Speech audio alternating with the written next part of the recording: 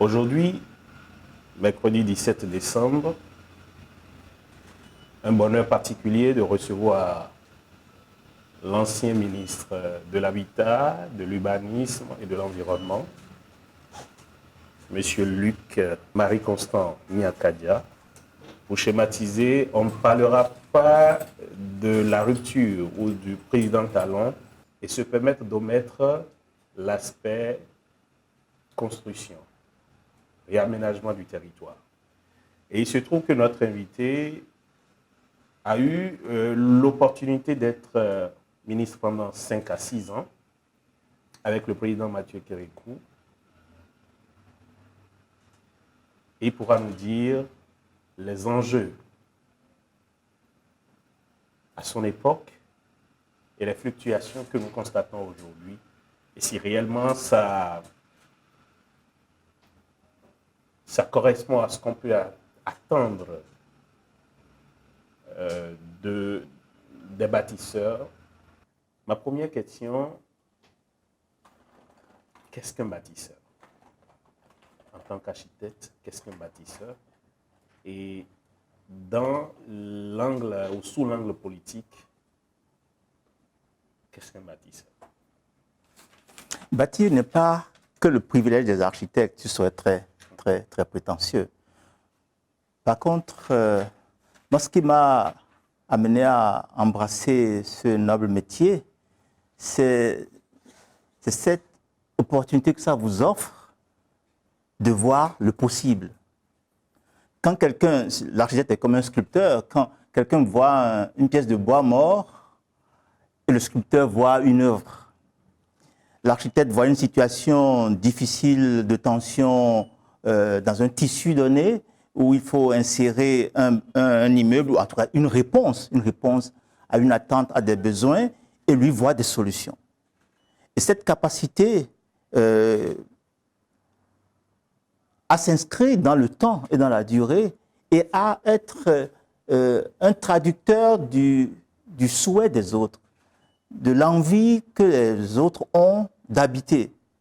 J'aime à dire que moi, quand je fais le projet de quelqu'un, je ne suis pas là simplement pour plaquer sur cette personne-là l'idée que j'ai de sa maison, si c'est une maison, mais plutôt d'être l'interprète, le traducteur de son envie d'habiter, de bâtir. Et là, je deviens un interprète.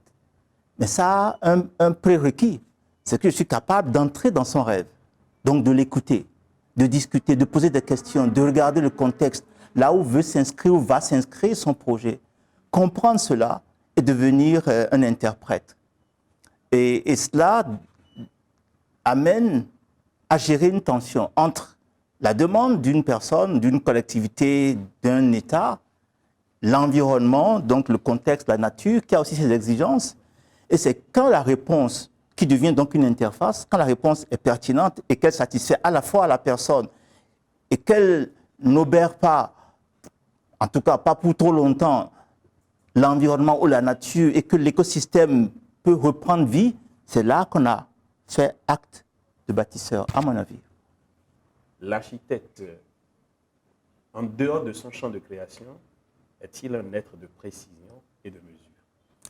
La dernière fois, j'ai rencontré à une réception à Tunis une consoeur tunisienne qui vit à Marseille, qui, de par son parcours, était un peu devenue désillusionnée par la pression, les exigences, les tensions et parfois les incompréhensions que peut vivre un architecte. Et elle a dit, je passe à autre chose.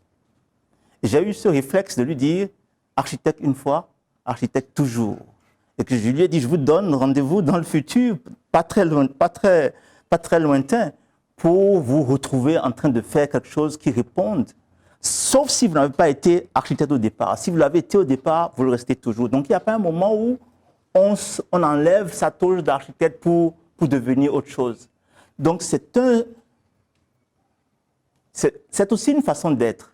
C'est aussi une exigence. C'est aussi une science, mais c'est aussi un art.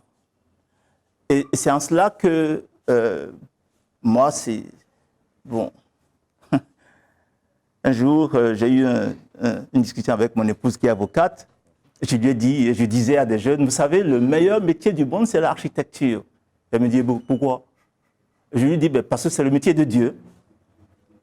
Elle me dit, ah tiens, parce que nous sommes chrétiens. Elle dit, non, l'avocat, c'est le métier de Jésus-Christ aussi. Je dis, bon, mais match nul, on est d'accord. Ceci pour dire que si vous n'êtes pas passionné, si ça ne vous habite pas, vous ne pouvez pas faire ce métier. C'est un métier de tension. Un jour, en dernière année, il y a un de mes professeurs qui nous a donné ce qu'en anglais on appelle un tip, une recette. Il a dit, vous allez entrer dans un métier qui est très exigeant et qui est si prenant que quand on rentre dans le burn-out, on ne s'en rend pas compte. Et ça peut vous déprimer, comme l'exemple que je viens de vous donner. Et il me dit, je vais vous dire ceci. Si, en une semaine, vous avez ce qu'on appelle le syndrome de la feuille blanche, vous avez un travail à faire, vous avez une commande, donc vous avez une demande, et devant votre feuille blanche, vous êtes en panne, si ça vous arrive 3 fois de suite dans la semaine, arrêtez tout et allez faire quelque chose que vous n'avez encore jamais fait, de manière à vous ressourcer, et faites-le au moins pendant 4 semaines. Sinon, vous rentrez dans un burn-out qui est tragique pour un architecte, à savoir ne plus être capable de se sourcer, de se ressourcer.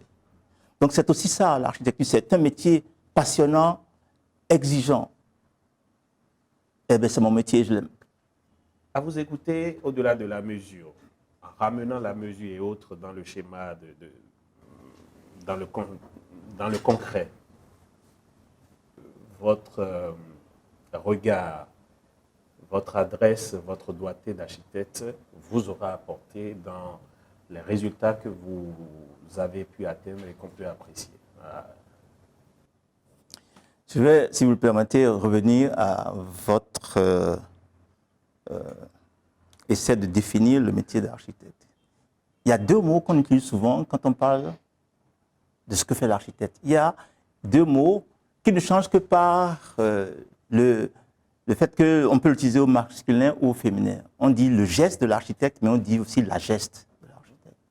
Le geste, c'est ce coup de crayon qui amène à faire un projet qu'on peut déposer quelque part ou parfois ailleurs, ce qui ne devrait jamais se faire parce qu'un projet est quelque part pour une réponse spécifique à une personne ou à des gens précis dans un contexte spécifique.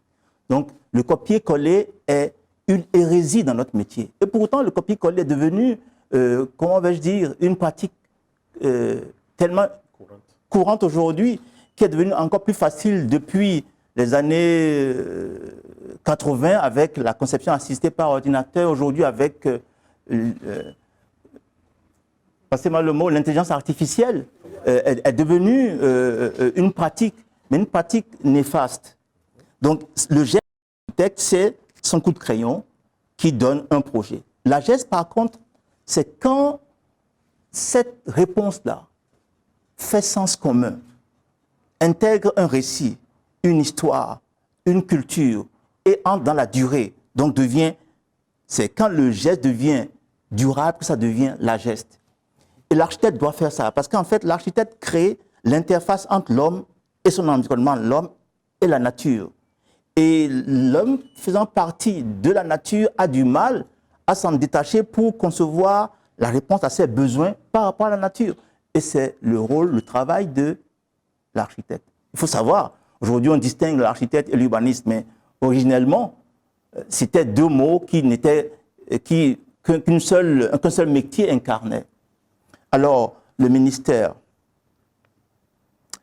moi j'ai passé presque 6 années au ministère, 6 années, j'allais dire, je vais au moins oser un mot, torride en pensée, en phosphorescence, parce que c'était à l'époque un ministère marginal. Comme souvent les ministères de l'environnement en Afrique, pendant 6 ans, moi j'ai connu, dans la plupart des pays africains, j'ai connu 3, 4, 5 collègues ministres.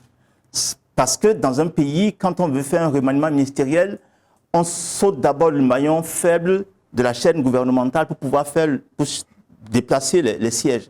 Et souvent, c'est le ministère de l'Environnement qui est celui dont on déplace le responsable. Simplement parce que, à l'époque, dans les années 2000, fin 90, 2000, on ne concevait pas encore le rôle d'un tel ministère. Il faut rappeler que dans la décennie 90-2000, c'était la décennie difficile en Afrique des crises économiques.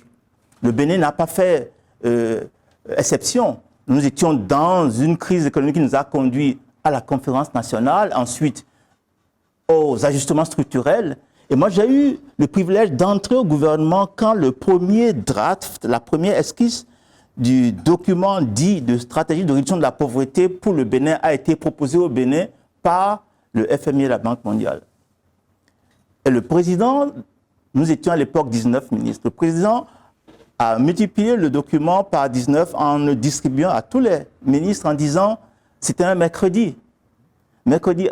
Lundi, vous m'envoyez vos observations et on en discute mercredi suivant. Moi, je reviens au ministère, je fais la même chose, je multiplie ça par 5 à tous mes conseillers en disant lisez-le et dites-moi ce que vous en pensez. Mercredi, rendez-vous vendredi pour le faire. Vendredi, autour de la table, je dis alors, et vous, qu'en pensez-vous? Il dit non, c'est très bien, c'est RAS. Chacun d'eux prend la parole et me dit en fin de compte, on n'a rien à dire sur le document. Et moi, j'ouvre le mien. Et il voit que sur au moins une page sur deux, j'ai souligné, raturé, annoté. C'est un document épais comme ça, où chaque paragraphe était numéroté. Je dis paragraphe numéro tel, un tel, vous êtes docteur en ceci et mon conseiller technique en cela. Que pensez-vous de tel paragraphe qui allègue de telles choses dans l'analyse situationnelle du Bénin? Est-ce que c'est pertinent pour le Bénin? Ensuite, la conclusion qu'on en a tirée, est-ce qu'elle est bonne pour le Bénin?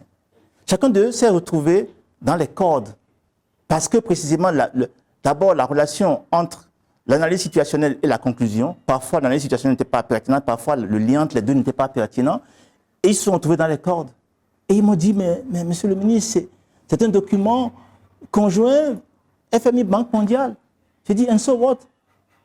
Et alors, celui qui l'a écrit est venu, est resté quelque part dans un bureau du Sheraton, là, à l'époque, aujourd'hui, l'ancêtre du Sofitel, et a pondu ça.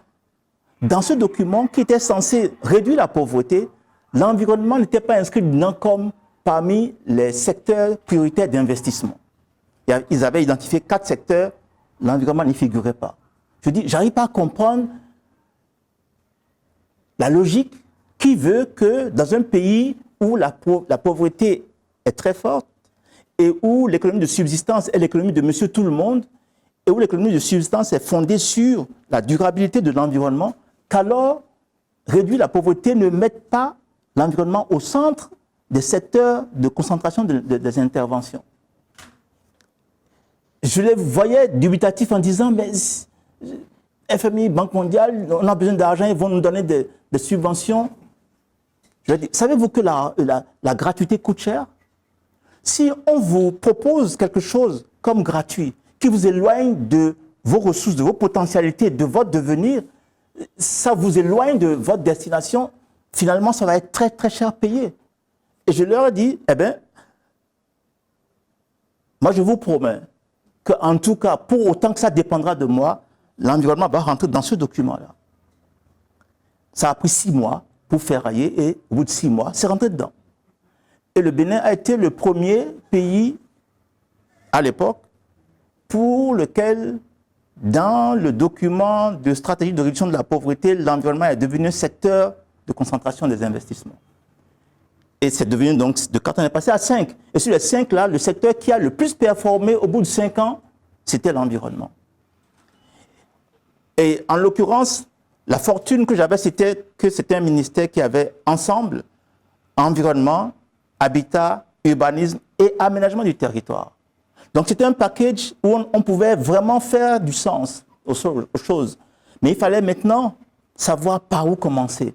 Parce que dans un contexte où tout est urgent et que rien n'est prioritaire, c'est on fait du surplace, c'est qu'on est fixé au lieu, on ne peut pas bouger. Donc il a fallu donner du sens d'abord au contexte, par rapport à la sortie de crise, par rapport à la création de richesses pour pouvoir réduire la pauvreté. Parce que c'est C'est ça aussi le biais que nous avons apporté à l'entendement qu'il y avait dans le document.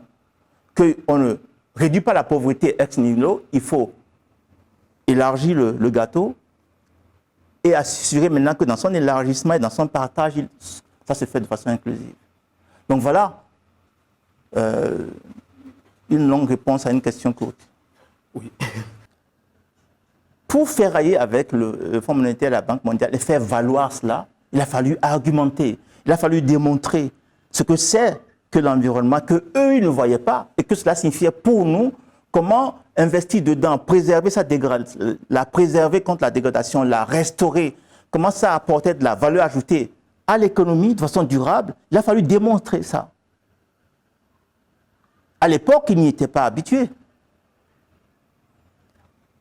À telle enseigne que, et c'est en cela que je peux aussi leur rendre hommage, parce que en ferraillant comme ça avec eux, en 99 à 2000, 2 ans plus tard, c'est la même banque-là qui m'a donné le Green Award. Je ne sais pas combien de ministres africains l'ont eu. Hein. Ça signifie que il ne faut pas faire plaisir aux autres. Il faut travailler pour soi à partir de qui on est, de ce que l'on a. J'insiste. À partir de qui on est, de ce que l'on a. Ce qui présuppose qu'on le sait. Et si, quand on ne le sait pas, on ne peut pas bâtir, on ne peut pas développer, en tout cas pas durablement. D'accord. Je dois la vérité de souligner que c'est vrai à l'époque, jusqu'en 2005 et même jusqu'en 2016, j'étais le ministre qui était resté le plus longtemps au gouvernement. Mais le ministre Tonato a fait mieux que moi. Ce n'est pas mon ADN d'être partisan. Ma politique, mon parti politique, c'est le Bénin. J'aime à citer et à paraphraser Kwame Nkrumah qui a dit « Je suis africain. Je ne suis pas africain parce que je suis né en Afrique, mais l'Afrique est née en moi. » Cette façon de ressentir son pays comme étant quelque chose qui fait partie de son ADN, oui, moi, c'est comme ça que je me sens béninois. Donc, je n'étais pas dans la politique partisane, mais un intellectuel qui est apolitique au sens de la gestion des questions de la cité, c'est le sens du mot, je m'interroge sur sa science intellectuelle. En réalité, le beau, c'est comme une sorte de manifestation d'incarnation du vrai. Oui. Je ne vais pas contester Hegel, c'est un géant de la philosophie, mais je veux en avoir ou du moins proposer un contrepoids. Proposer un contrepoids. Dans cette pensée de Hegel, on peut dire que c'est centré sur l'homme, sur l'individu. Hein? Et un peu sur le je pense donc je suis. Moi, je voudrais suggérer, en tout cas, l'approche qui m'anime. Et je suis encore plus attaché à ça, d'autant plus que je m'emploie à traduire cela dans un ouvrage qui est en chantier. En Afrique, le beau n'est pas individuel. Le beau est relationnel. Quand ce que vous faites n'est beau que pour un individu et que ça ne conforte pas la relation, ça ne conforte pas le lien et ça ne fait pas société, ce n'est pas encore beau.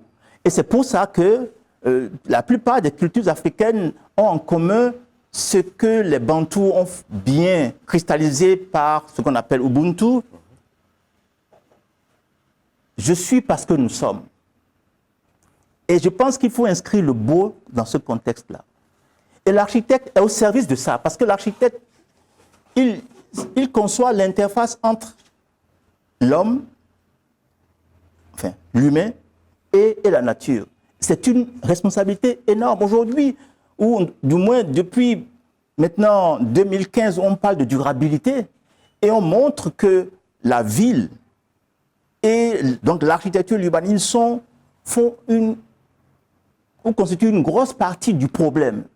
Les villes font partie des principales causes, que ce soit d'émissions de gaz à effet de serre, que ce soit de dégradation de la biodiversité, et ainsi de suite. Ça signifie que ce que nous avons produit n'est pas durable et n'est pas au service du sens commun.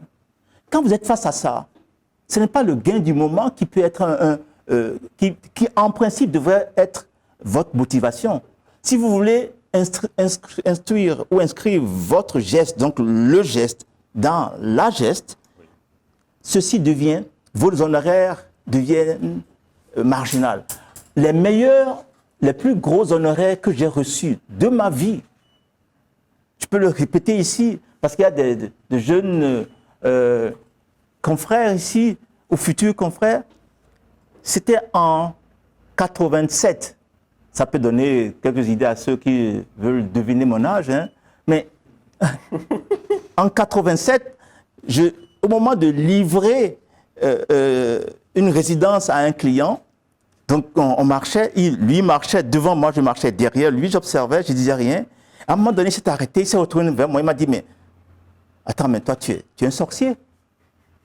Et j'ai tiqué, j'ai eu dans le corps en disant, pourquoi tu me traites de sorcier? Il me dit, mais à quel moment as-tu compris que je voulais ceci, là, comme tu l'as fait, cela, là, comme tu l'as fait? À quel moment tu as compris ça? Parce que moi, je n'étais pas capable de l'articuler, mais tu l'as traduit. Et je lui ai dit, tu as oublié les nombreuses heures qu'on a passées à travailler, moi, à t'écouter, à te poser des questions, rien que des questions. C'est ça. Je l'ai dit au début, un architecte, c'est un interprète, c'est un traducteur. Et dans ce cadre-là, la part du gain devient, mais, enfin, le vrai gain pour lui, c'est ce résultat-là. C'est cette satisfaction traduit quelque chose qui, devant une communauté, devant une nation, va faire sens. La citation est juste. L'architecte, quand il monte sur un chantier, il y a des gravats partout, tout est en désordre. Il est le seul à savoir pourquoi c'est en désordre. Il est le seul à savoir, à pouvoir dire pourquoi il y a un désordre là et que ça va devenir. Il est le seul. Il est le seul à, sur un trait ou deux qu'il trace, à dire quel sens ce trait a. Non pas seulement en 3 dimensions, mais en une dimension, la couleur, l'émotion, tout ça. Il est celui qui est capable, en tout cas par destination, de le dire. Et c'est quand il atteint ce résultat que son vrai gain est atteint. Et c'est aussi vrai que chaque trait que vous tracez vous engage pour au moins 10 ans. Devant la loi, vous êtes obligé d'archiver tout, mais tout, pendant 10 ans. Parce que la garantie est décennale. Vous savez, il y a souvent cette guerre entre architectes et ingénieurs et les ingénieurs faisant grief aux architectes d'être parfois exigeants, parfois pas réalistes. Et nous leur disons, bon, souffrez avec nous, nous sommes les chefs d'orchestre, vous savez jouer d'un instrument. Mais le tempo et le sens du tempo, c'est nous qui le donnons. Dans la formulation, l'environnement s'entend aussi cadre de vie. Dans plusieurs contextes, en fait, ça a l'avantage de parler aux gens. Votre cadre de vie, ça signifie que c'est tout le contexte dans lequel vous vous inscrivez et auquel vous appartenez, cadre de vie. Donc, sur ce plan, la formulation, c'est un peu comme trouver un synonyme. Par contre, ce qui a changé, c'est la fortune que mon cher ami José Tonato a, c'est d'être dans un contexte où l'entendement de l'investissement public en milieu urbain est au plus haut sommet de l'État. Quand moi je suis devenu ministre de l'Environnement, Habitat et Urbanisme en 1999, l'investissement public en milieu urbain était de 6 000 francs CFA per capita urbain, par tête d'habitants urbains. C'est epsilon en réalité. Epsilon.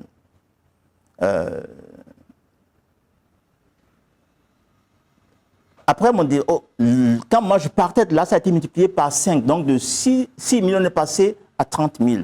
Mais on venait de si loin que c'était toujours pas loin d'epsilon, parce qu'epsilon fois 6, ça fait pas loin d'epsilon. Mais depuis lors, et en particulier, la gouvernance du président Talon a apporté un facteur exponentiel dans l'investissement public en milieu urbain en y attelant aussi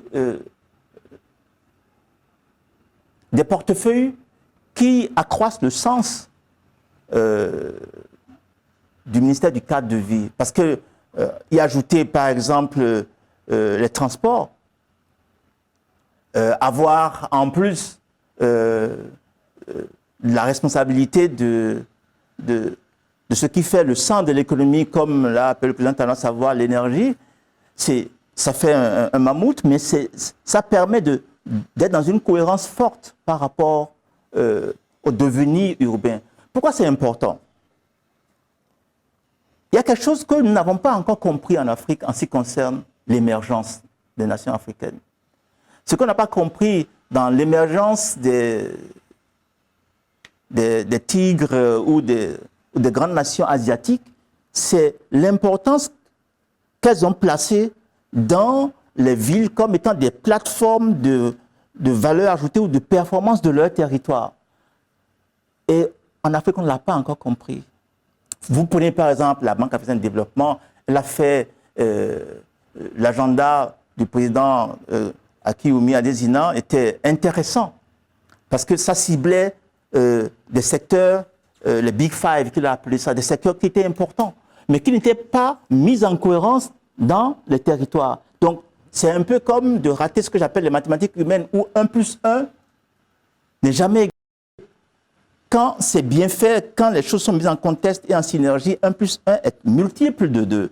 Quand ce n'est pas le cas, ben, ce qui est fait de façon séparée dans les silos ne donne pas les impacts nécessaires. Et conclusion, j'insiste en mettant la question à l'échelle de l'Afrique, hein, si vous le souhaitez. Hein. Non, je vous suis. Quand vous regardez en Afrique, par exemple, il y a ce qu'on appelle les agglomérations frontalières. Il y en a un peu plus de 600. C'est à peu près 6% de la population urbaine qui vit là. C'est quoi une agglomération frontalière? Le Bénin en a beaucoup, le long de la frontière avec le Nigeria, avec le Togo et autres.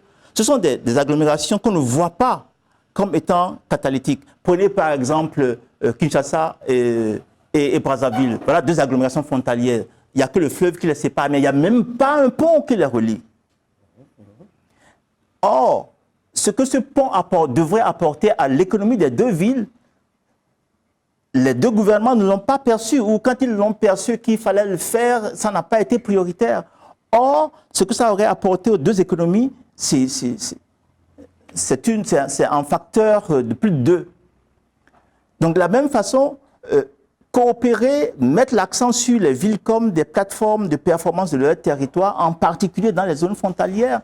Regardez les pays du Sahel. Où est-ce que les crises naissent?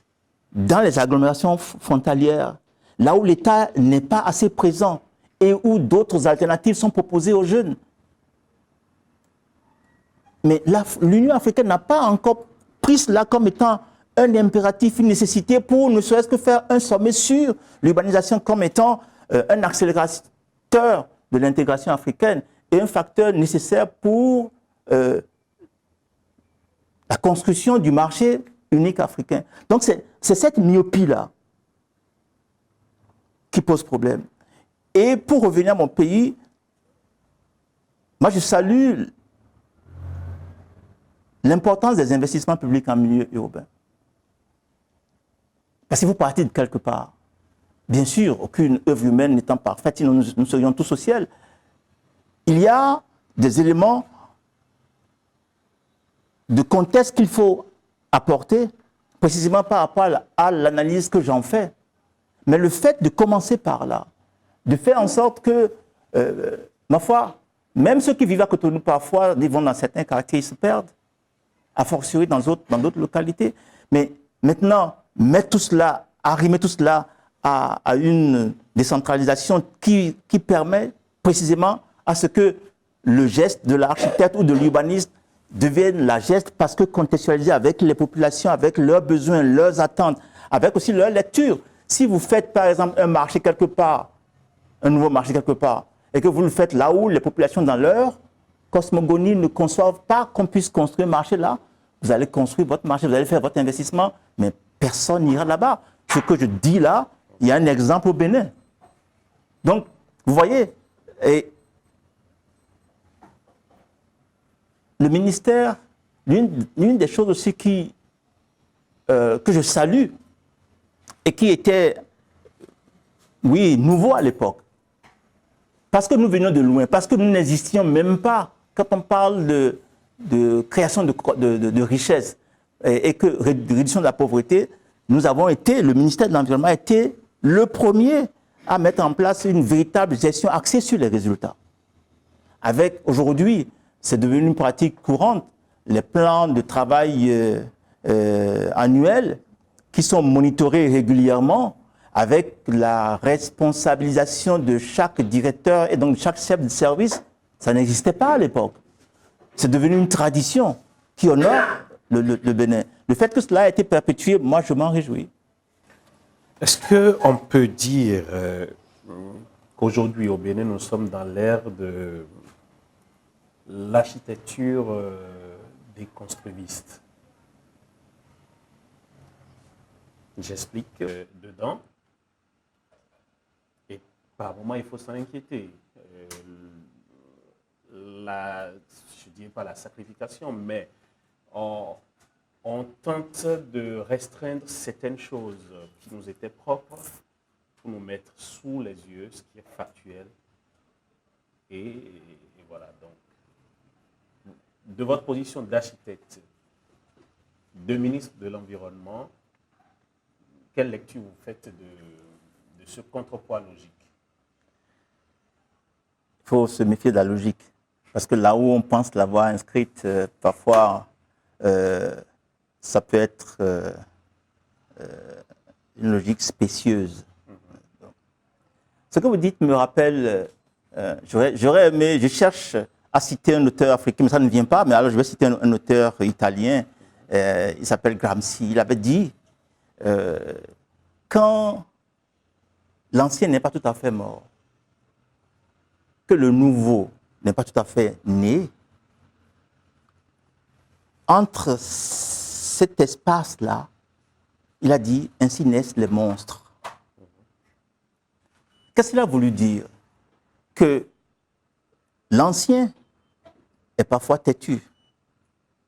Le nouveau est souvent qu'une aspiration. Pour amener les gens de l'ancien vers le nouveau, on peut y aller seul comme on peut aller avec les gens. C'est là tout le défi. Et pourquoi cela? Pourquoi ce que vous dites, que vous avez appelé, c'est maintenant que je comprends votre contextualisation du déconstructivisme en Afrique, qui n'est pas le sens que je donne au mot, Oui, oui. Mais le développement, j'ai préparé un article qui va sortir probablement de ces jours. Je me suis interrogé de 1960 à 90 et de 90 à nos jours. C'est deux grosses étapes en Afrique, hein, les indépendances et la démocratie.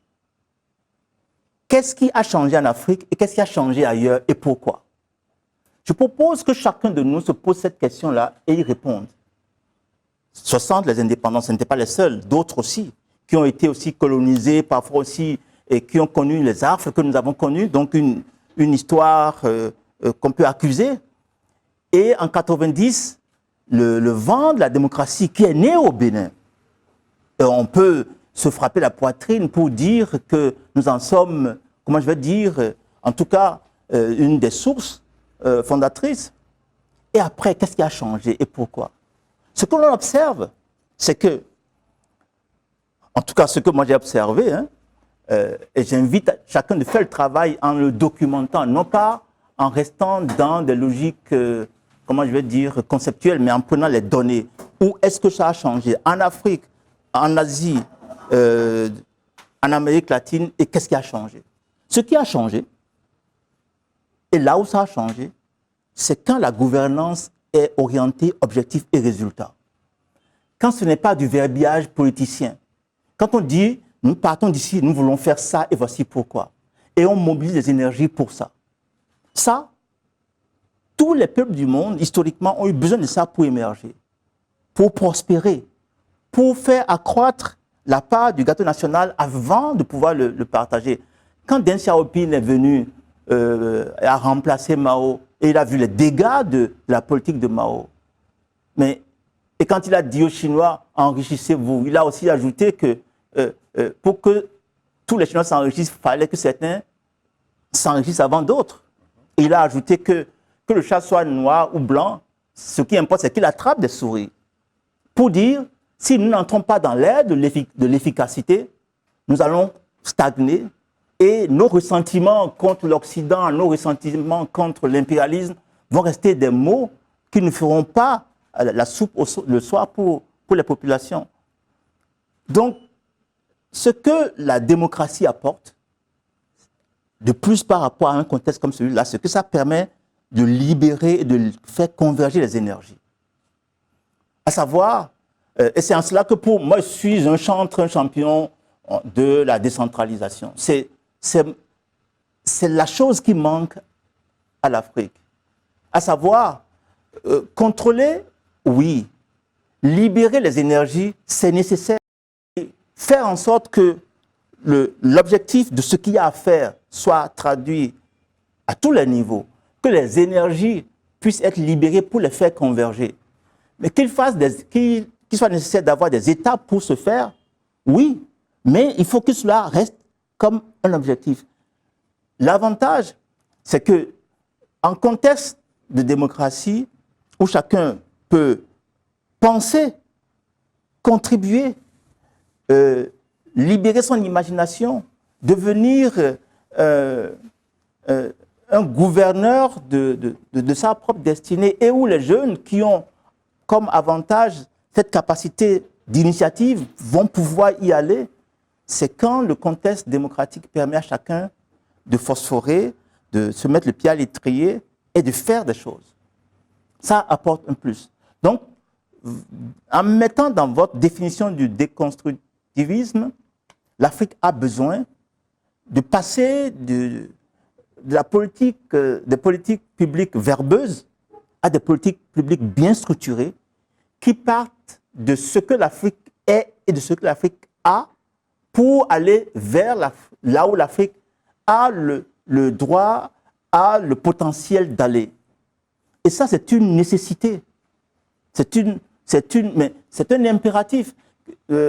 Regardez, par exemple, le président Trump a sorti sa stratégie pour les États-Unis. Vous regardez, vous lisez. Je ne sais pas combien je n'ai pas lu beaucoup de publications africaines sur ça. Mais ce que ça dit, parce que c'est les États-Unis et qu'ils ont, dans leur posture décomplexe, dans leur posture devenue une présence, qu'on dirait, d'un impérialisme, en tout cas d'un nationalisme décomplexé, ils vont structurer, ils vont transformer, ils sont en train de transformer les relations internationales. Tout c'est l'Amérique en premier. Mais Trump, qui peut le lui reprocher? Nous devons faire l'Afrique en premier. Et ce qui me désole, c'est de voir qu'au lieu d'être ensemble plus forts, pendant que les autres se regardaient, comment est-ce que les Européens sont un peu comme dans une sorte de stupéfaction par rapport, pour le moment en tout cas, par rapport à la politique africaine, politique américaine, se demandent comment ils répondent. Mais nous ne percevons pas le schéma, le big picture, comme dit le schéma global de là où va le monde. Et on en est, par exemple, à se disloquer. Les défis pour lesquels nous nous disloquons sont des défis qui, en principe, nous appellent à travailler davantage ensemble. Et mettre ensemble, oui, j'emprunte votre mot dans votre définition, le déconstructivisme qui voudrait qu'on mette la gestion axée sur les objectifs et les résultats au cœur de l'action publique dans chaque pays, du local au continental, oui. Ça n'appelle pas une mise en parenthèse de la démocratie. Dans la commande publique, il peut arriver que le donneur d'ordre, le maître d'ouvrage, l'État vous demande une chose. qui va à l'encontre de ce que de votre acception de ce que ça devrait être. Eh bien, il faut faire montre de pédagogie, expliquer, articuler, justifier. Comme moi j'ai voulu obtenir quand même de 2 mammouths, nous étions demandeurs en 99, pardon.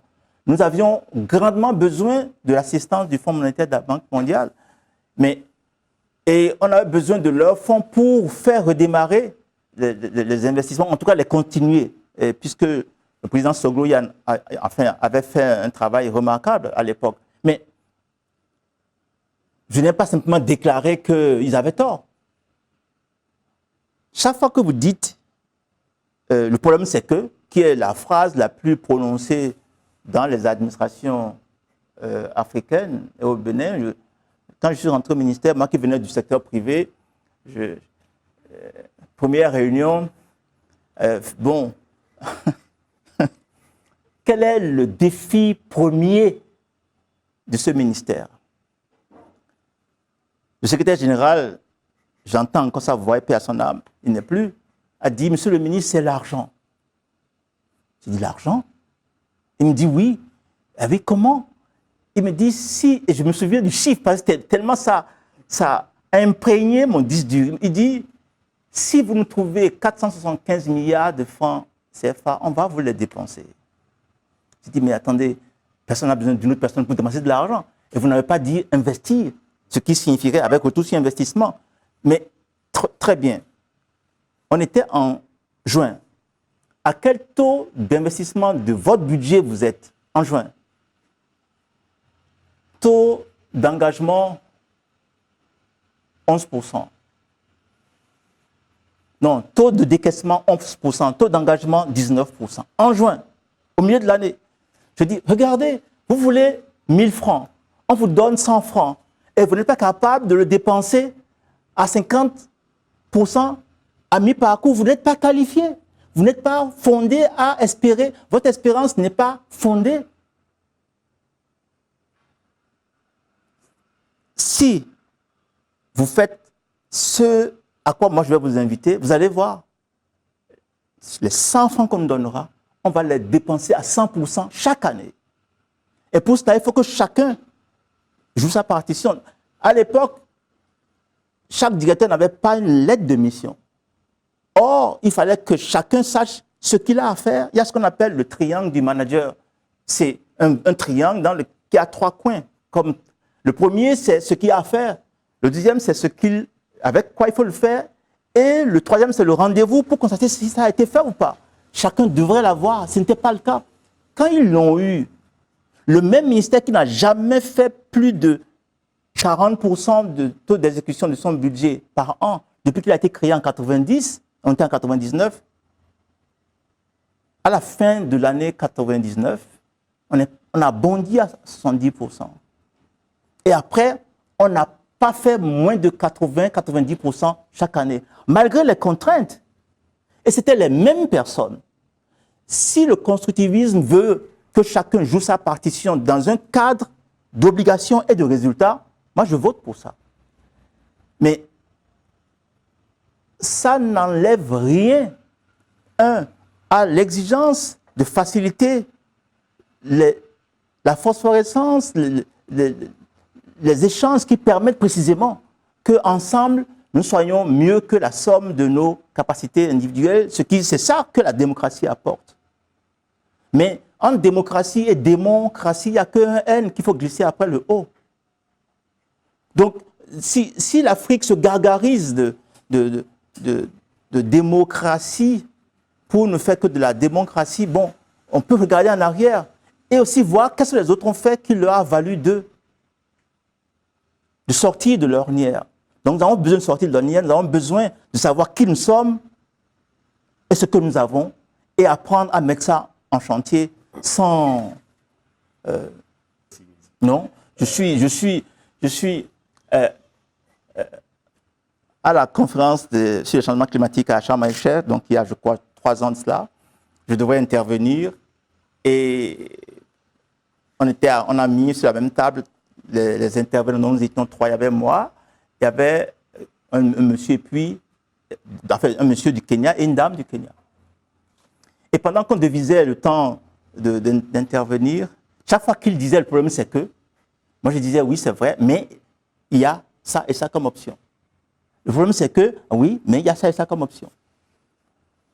À la fin, la dame me demande, mais attendez, dans tout ce contexte-là où le changement climatique nous frappe, on n'est pas à la cause, mais on paie la facture et on n'a pas les ressources pour. Comment vous pouvez être optimiste? Je lui ai répondu en anglais, puisque la question, je lui ai répondu en anglais. Et en quittant l'Égypte, elle a fait un tweet. Elle a dit, moi, en partant de cette conférence, ce que j'emporte, c'est ce que Luc Nakadia m'a dit. Il a dit que la seule chose à laquelle j'accepte volontairement d'être esclave, c'est l'espérance. Et je lui ai dit, en français, il y a 2 mots. Il y a l'espoir et l'espérance. L'espérance, c'est ce qui vient du dedans de vous. Donc ça ne vous quitte pas dès lors que vous l'activez.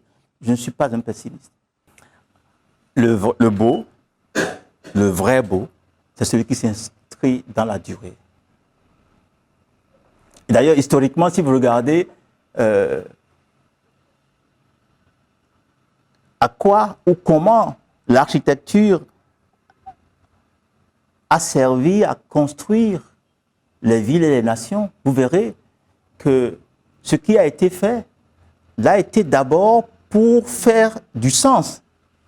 Construire des places, construire des marchés, construire des lieux civiques, construire des espaces religieux, mais le faire de manière à ce que ça magnifie le sens commun. Ça reflète et magnifie le sens commun. Et c'est à ça que l'architecture, historiquement, a servi et continue de servir aujourd'hui. Ce qui a changé, c'est ce qu'une consoeur à moi, égyptienne, a appelé la dubaïsation. À savoir cette façon de vouloir copier, faire ici ce qui a du sens ailleurs et pas ici. Ça, ce serait regrettable. Si vous faites, par exemple, si vous construisez dans quelque chose qui utilise des matériaux qui ne sont pas géosourcés, qui ne sont pas locaux, qui n'activent pas l'économie locale, qui fait travailler les autres sans faire travailler ceux d'ici, ou qui, en faisant travailler les autres, ne mettent pas le pied à l'étrier à ceux d'ici, vous ne vous inscrivez pas dans la durée. Par contre, il y a un exemple que j'aime bien. Quand je passe devant la statue de l'Amazone, je suis toujours sidéré par le nombre de gens qu'il y a là. Et ce sont des jeunes. Ils sont nombreux. Si vous passez là-bas vendredi, samedi, dimanche, l'affluence est quasiment continue. Et ça veut dire que la statue de l'Amazone a un truc qui était attendu, qui était un besoin. Toutes les autres statues n'ont pas cet effet d'appel-là. Et donc, il y a quelque chose, il y a une alchimie qui s'est créée là. Pour revenir à votre question, ce serait une fuite en avant de dire, on laisse ceux-ci, on va travailler avec ceux qui vont venir. Le président Songolo avait eu ce mot intéressant, il avait dit, je ne vais pas les tuer, tous ces travaillent avec leurs âmes. Il avait dit. Au ministère, de juin à décembre, j'ai changé personne. Je leur dis, vous êtes déjà des directeurs. Moi, j'ai beaucoup d'amis qui auraient aimé venir travailler avec moi. Mais vous, je vous fais confiance. La confiance, c'est une chose que celui qui est en responsabilité sème, du verbe semer, en premier. Et en retour, il est en droit d'attendre que, parce que les graines comment je vais dire, de maïs ne devaient pas donner de livret. Donc, il est en droit d'attendre que ça génère de la confiance en retour. Donc, j'ai dit, je vous garde tous. Mais chacun de vous va avoir de juin à décembre une lettre de mission qui dit ce que vous devez faire, le fameux triangle du manager, ce que vous devez faire, quand vous devez le faire et quels résultats vous devez avoir. Et vous devez décliner ça à vos chefs de service. Dans vos directions, vous devez faire une évaluation avec vos chefs de service sur la base de le monitoring, comme on l'appelle, des résultats. Et nous, on va le faire au niveau du ministère tous les 3 mois. Mais tous les mois, vous m'envoyez vos des évaluations faites dans vos directions. Et j'avais mis en place une équipe je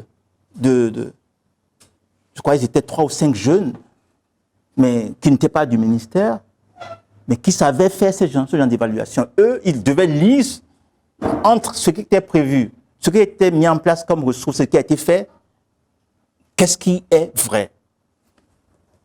Ce qui était interdit, c'est celui qui manipule les chiffres, il est dehors l'instant d'après. Ça veut dire, si vous dites pas, bon, j'ai eu tel problème, donc j'ai pas pu faire telle chose, donc on regarde avec vous comment on peut vous aider, mais que vous manipulez les chiffres, vous êtes dehors.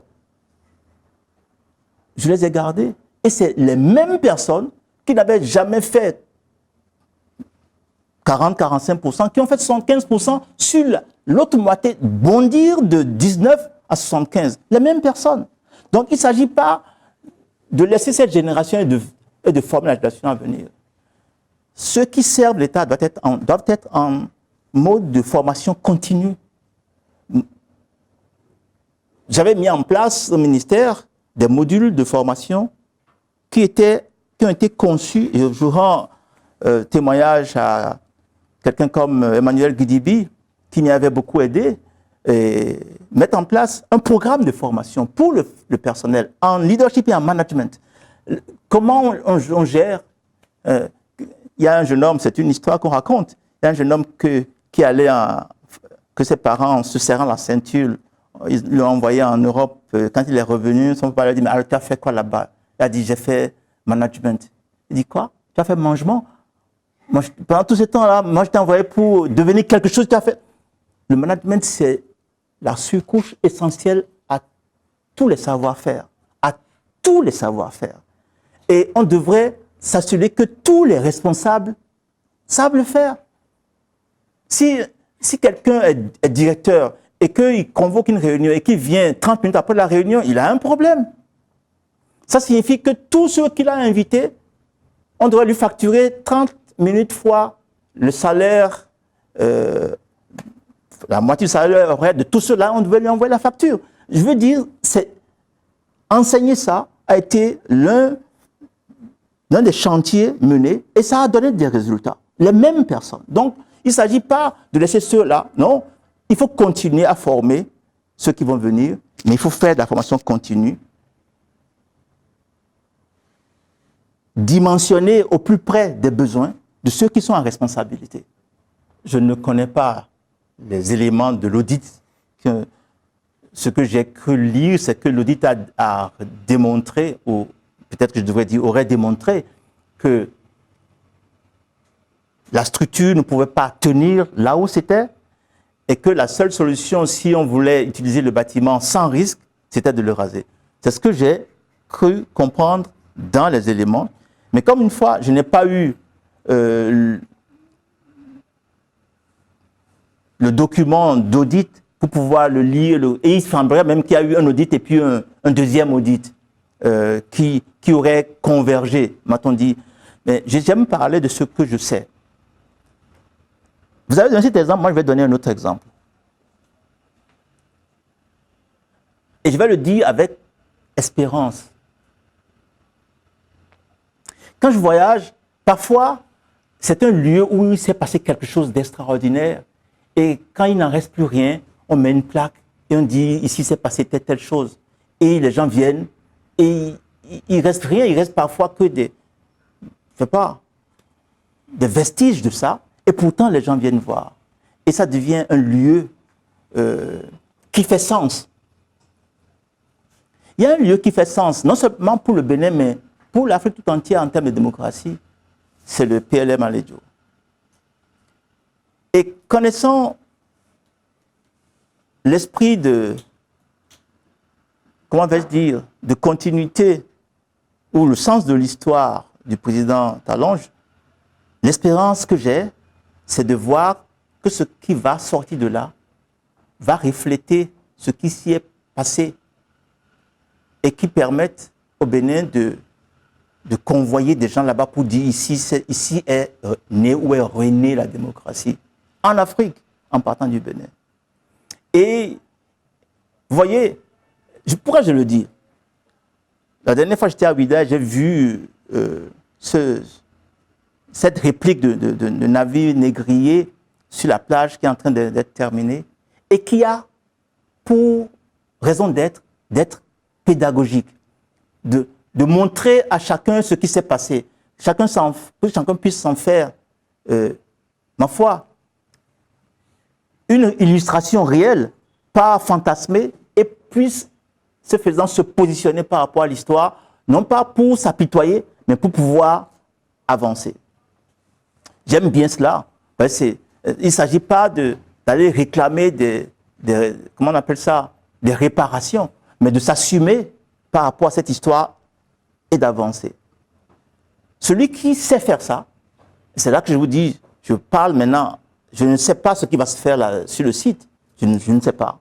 Mais j'ai cette espérance-là, que ce qui va s'y faire va être aussi un élément qui va témoigner de ce qui est aussi la marque de fabrique des Béninois en Afrique, à savoir que la démocratie est née chez nous et que nous devons veiller à ce qu'elle vive et qu'elle porte des fruits. Encore une fois, je vous ai rappelé que quand on fait des comparaisons dans le monde en termes de développement, on regarde ceux qui ont bondi. Moi, j'étais en Chine en 90. En Chine en 90. À mes frères, hein, pour voir. La Chine rurale n'avait rien à envier au Bénin rural d'aujourd'hui, ni d'alors. Mais eux, ils ont fait des bons incroyables. Nous n'avons pas fait autant de bons. Mais le chemin que nous avons fait, nous devons veiller à le sécuriser et à faire davantage. Et à continuer à accélérer.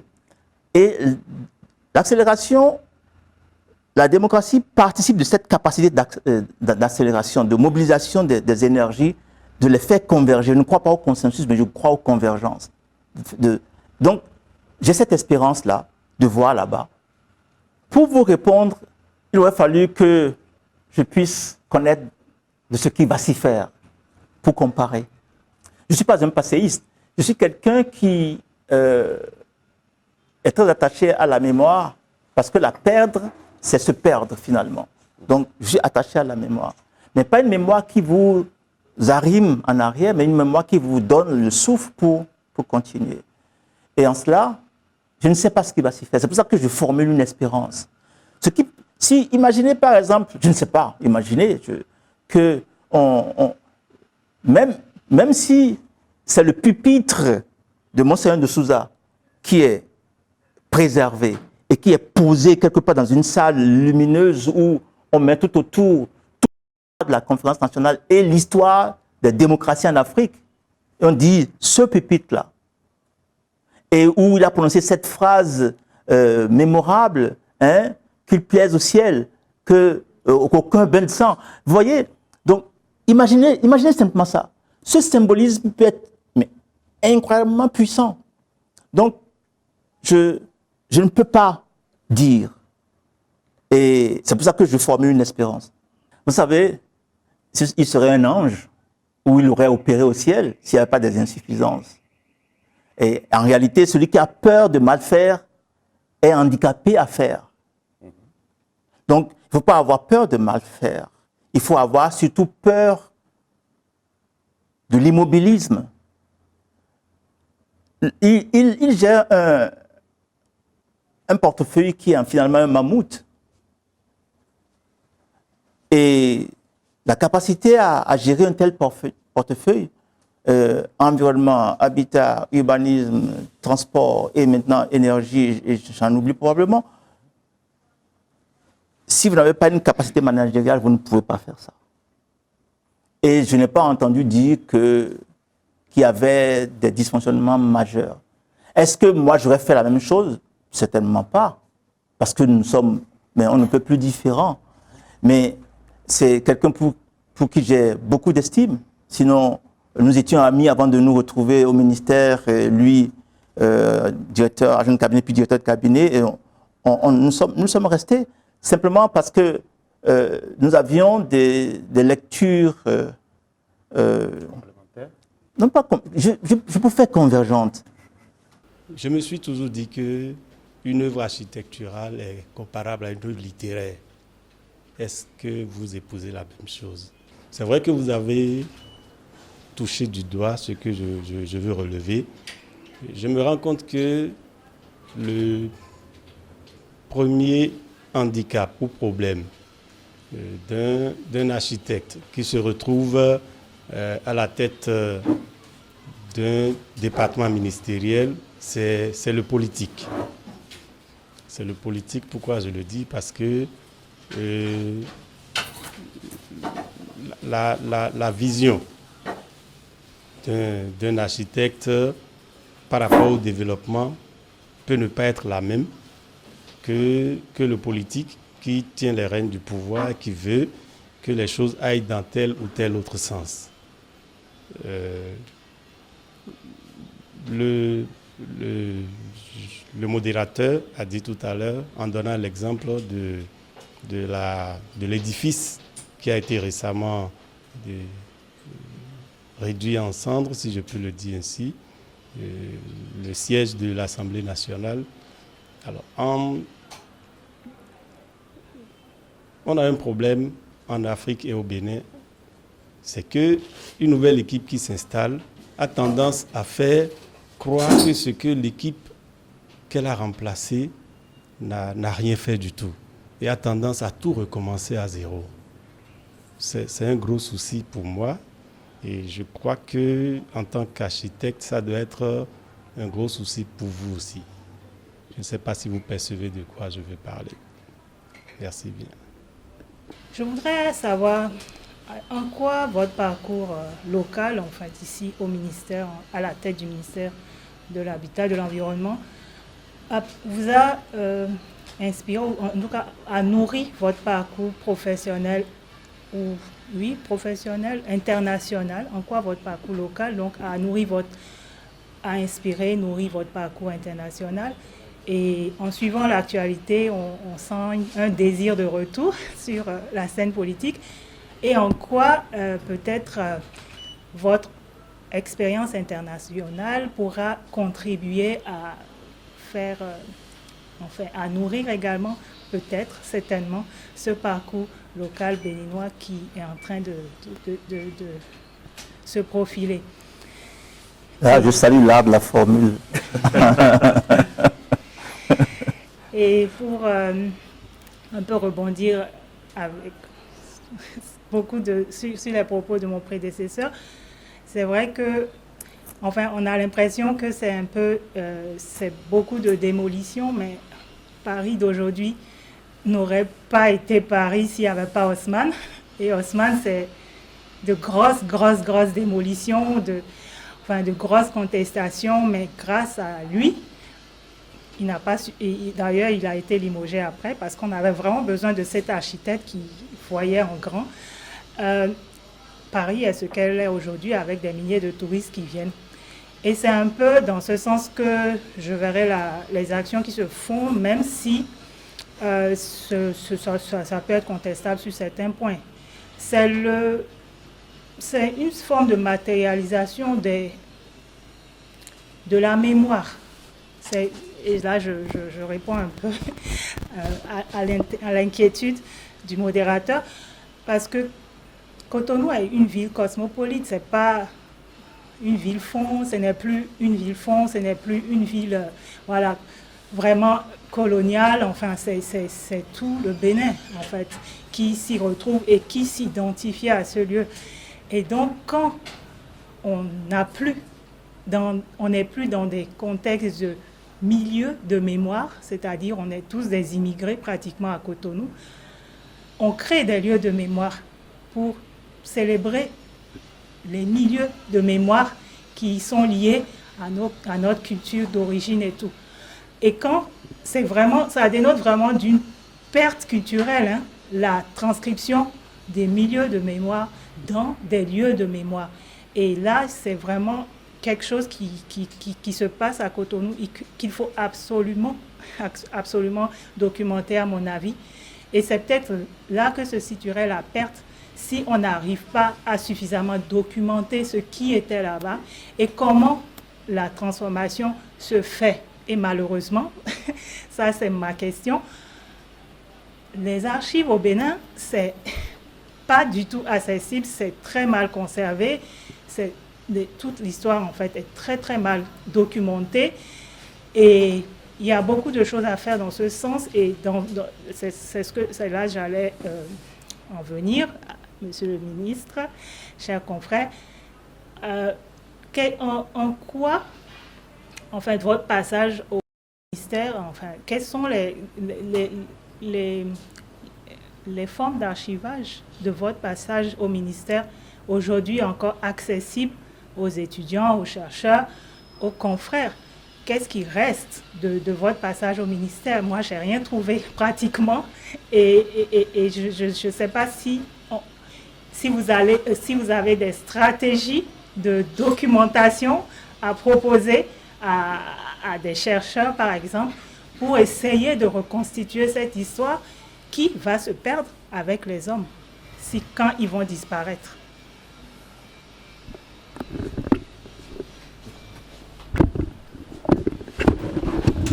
Merci. On va essayer de répondre aux deux premières questions. Le temps que d'autres de l'auteur. Oui. Je me souviens de tous ceux, enfin de nombreux sont ceux qui m'ont incité à écrire. J'avais remarqué au ministère qu'à un moment donné, mes collègues et collaborateurs avaient toujours deux blocs-notes. Un petit carnet où ils notaient certaines des choses que je disais, et puis un autre carnet qui était lui, qui était pour l'ordre du jour. Ça leur permettait, semble-t-il, de noter dans le petit carnet les choses que je disais, et qu'en général, je ne suis pas capable de répéter in extenso. S'il a fallu une circonstance pour que une collègue me dise « Vous avez dit que la routine est le degré zéro de leadership. » Il faut écouter quelqu'un pour noter ça. Et donc, Feu Jérôme Carlos me disait toujours « Luc, il faut que tu écrives. » Je lui dis « Mais j'ai un respect immense pour les écrivains. Parce que pour m'y être, ma foi, j'allais dire escrimé, j'ai vu que c'était un véritable accouchement, que toutes les femmes m'excusent de ce que je veux dire, c'est douloureux, c'est un moment. Il m'avait dit, pour écrire, il faut prendre des habitudes, il faut donner un rendez-vous quotidien à vos pensées. Vous prenez le même lieu, la même heure, même si c'est 30 minutes, et vous restez, et vous allez voir, les pensées viendront. Je bénis sa mémoire, parce que ça marche. Donc, de la même façon, l'architecte a besoin d'un contexte, a besoin de créer un environnement pour créer. Et la création de l'architecte ne se fait pas ex nihilo. Le roman peut être, en guillemets, ex nihilo, parce qu'il n'est pas ex nihilo non plus. Ce sont des émotions, du vécu, de la mémoire que l'auteur traduit. Mais l'architecte, je dirais, c'est encore plus difficile. Je vous ai dit, l'architecte, il crée l'interface entre les êtres humains et la nature. Les êtres humains eux-mêmes faisant partie de la nature. Donc, ils ne se rendent pas compte de cela. C'est plus difficile. Mais que tous les écrivains comme M. Aplogan me pardonnent de faire cette hiérarchie. Mais ce n'est pas une hiérarchie, c'est simplement pour dire que oui, c'est un parallèle que j'achète, que je suis d'accord, mais je dirais c'est encore plus compliqué que ça. C'est compliqué parce que il faut prendre en compte tellement de paramètres, et des paramètres dont plusieurs sont immatériels. Et il faut les traduire, comme la mémoire dont elle parlait. La mémoire avec laquelle, ou sans laquelle, le geste architectural peut devenir même un bruit visuel, comme on l'appelle parfois. Donc, oui. Pour la seconde question, vous avez dit surtout que en démocratie, les nouveaux venus ont envie de faire tabula rasa. C'est dommage.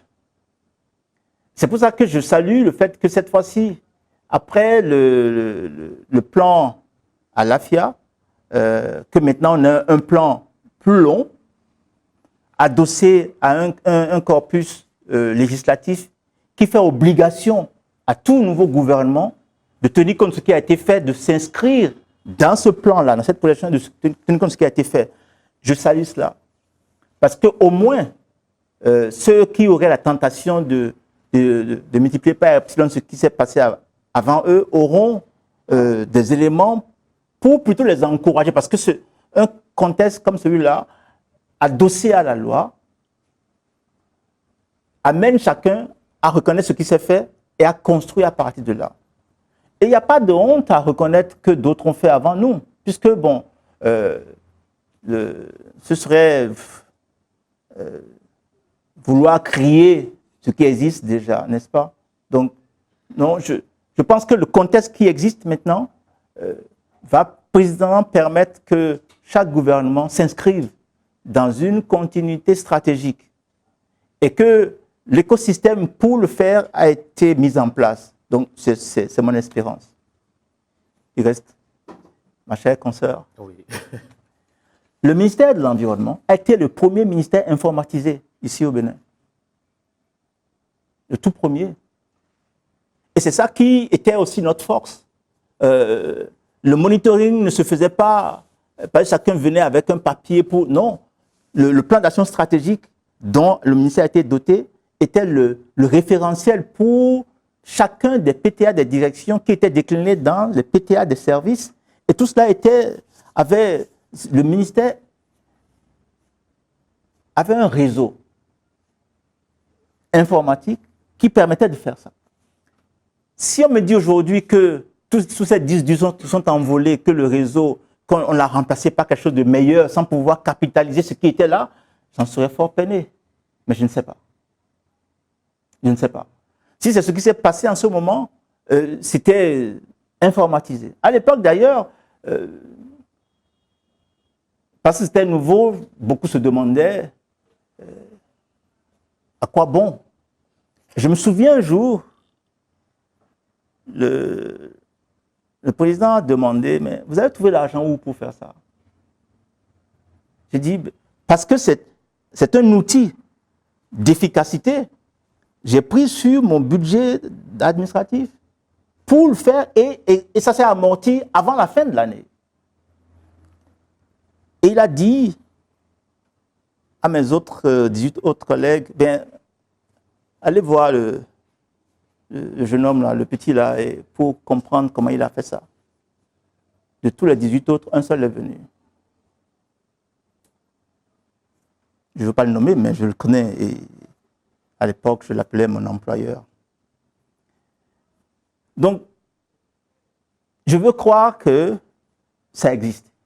Je veux espérer que ça existe. Je ne sais pas. Mais les outils pour que ça ne se perde pas étaient en place.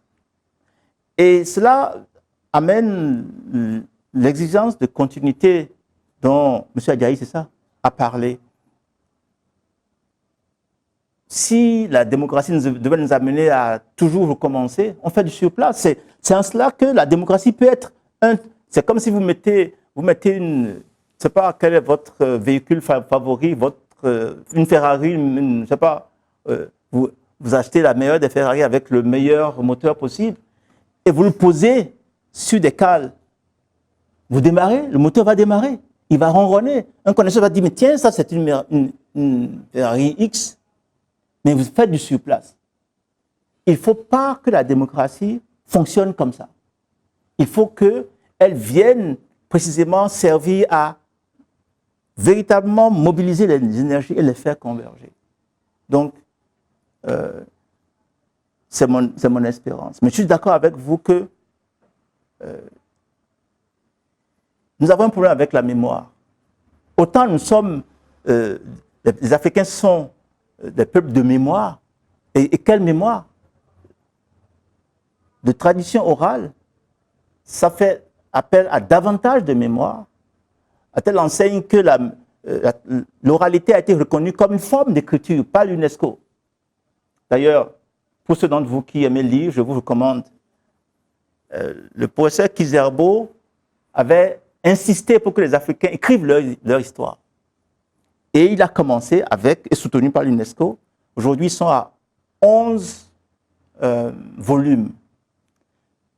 Je vous recommande le 9e. Le 9e, le 10e, le 11e viennent de sortir. Ils sont sortis il y a 2 mois. Je vous recommande le 9e. Parce que le 9e jette un regard épistémologique sur les 8 autres. Ça veut dire quoi l'épistémologie? C'est de regarder comment est-ce que ce qui a été fait avec le sens pertinent. Et comment est-ce que le sens du moment a biaisé la démarche scientifique des historiens qui ont écrit cela. Chers consoeurs, c'est une mine d'or pour l'architecte urbaniste que vous êtes, parce que ça montre le cheminement d'abord de la négation de la production architecturale et urbanistique africaine. On l'a appelé informalité. Et même eux, à l'époque, quand ils faisaient leurs travaux, ils n'ont pas pu se détacher de cette, comment je vais dire,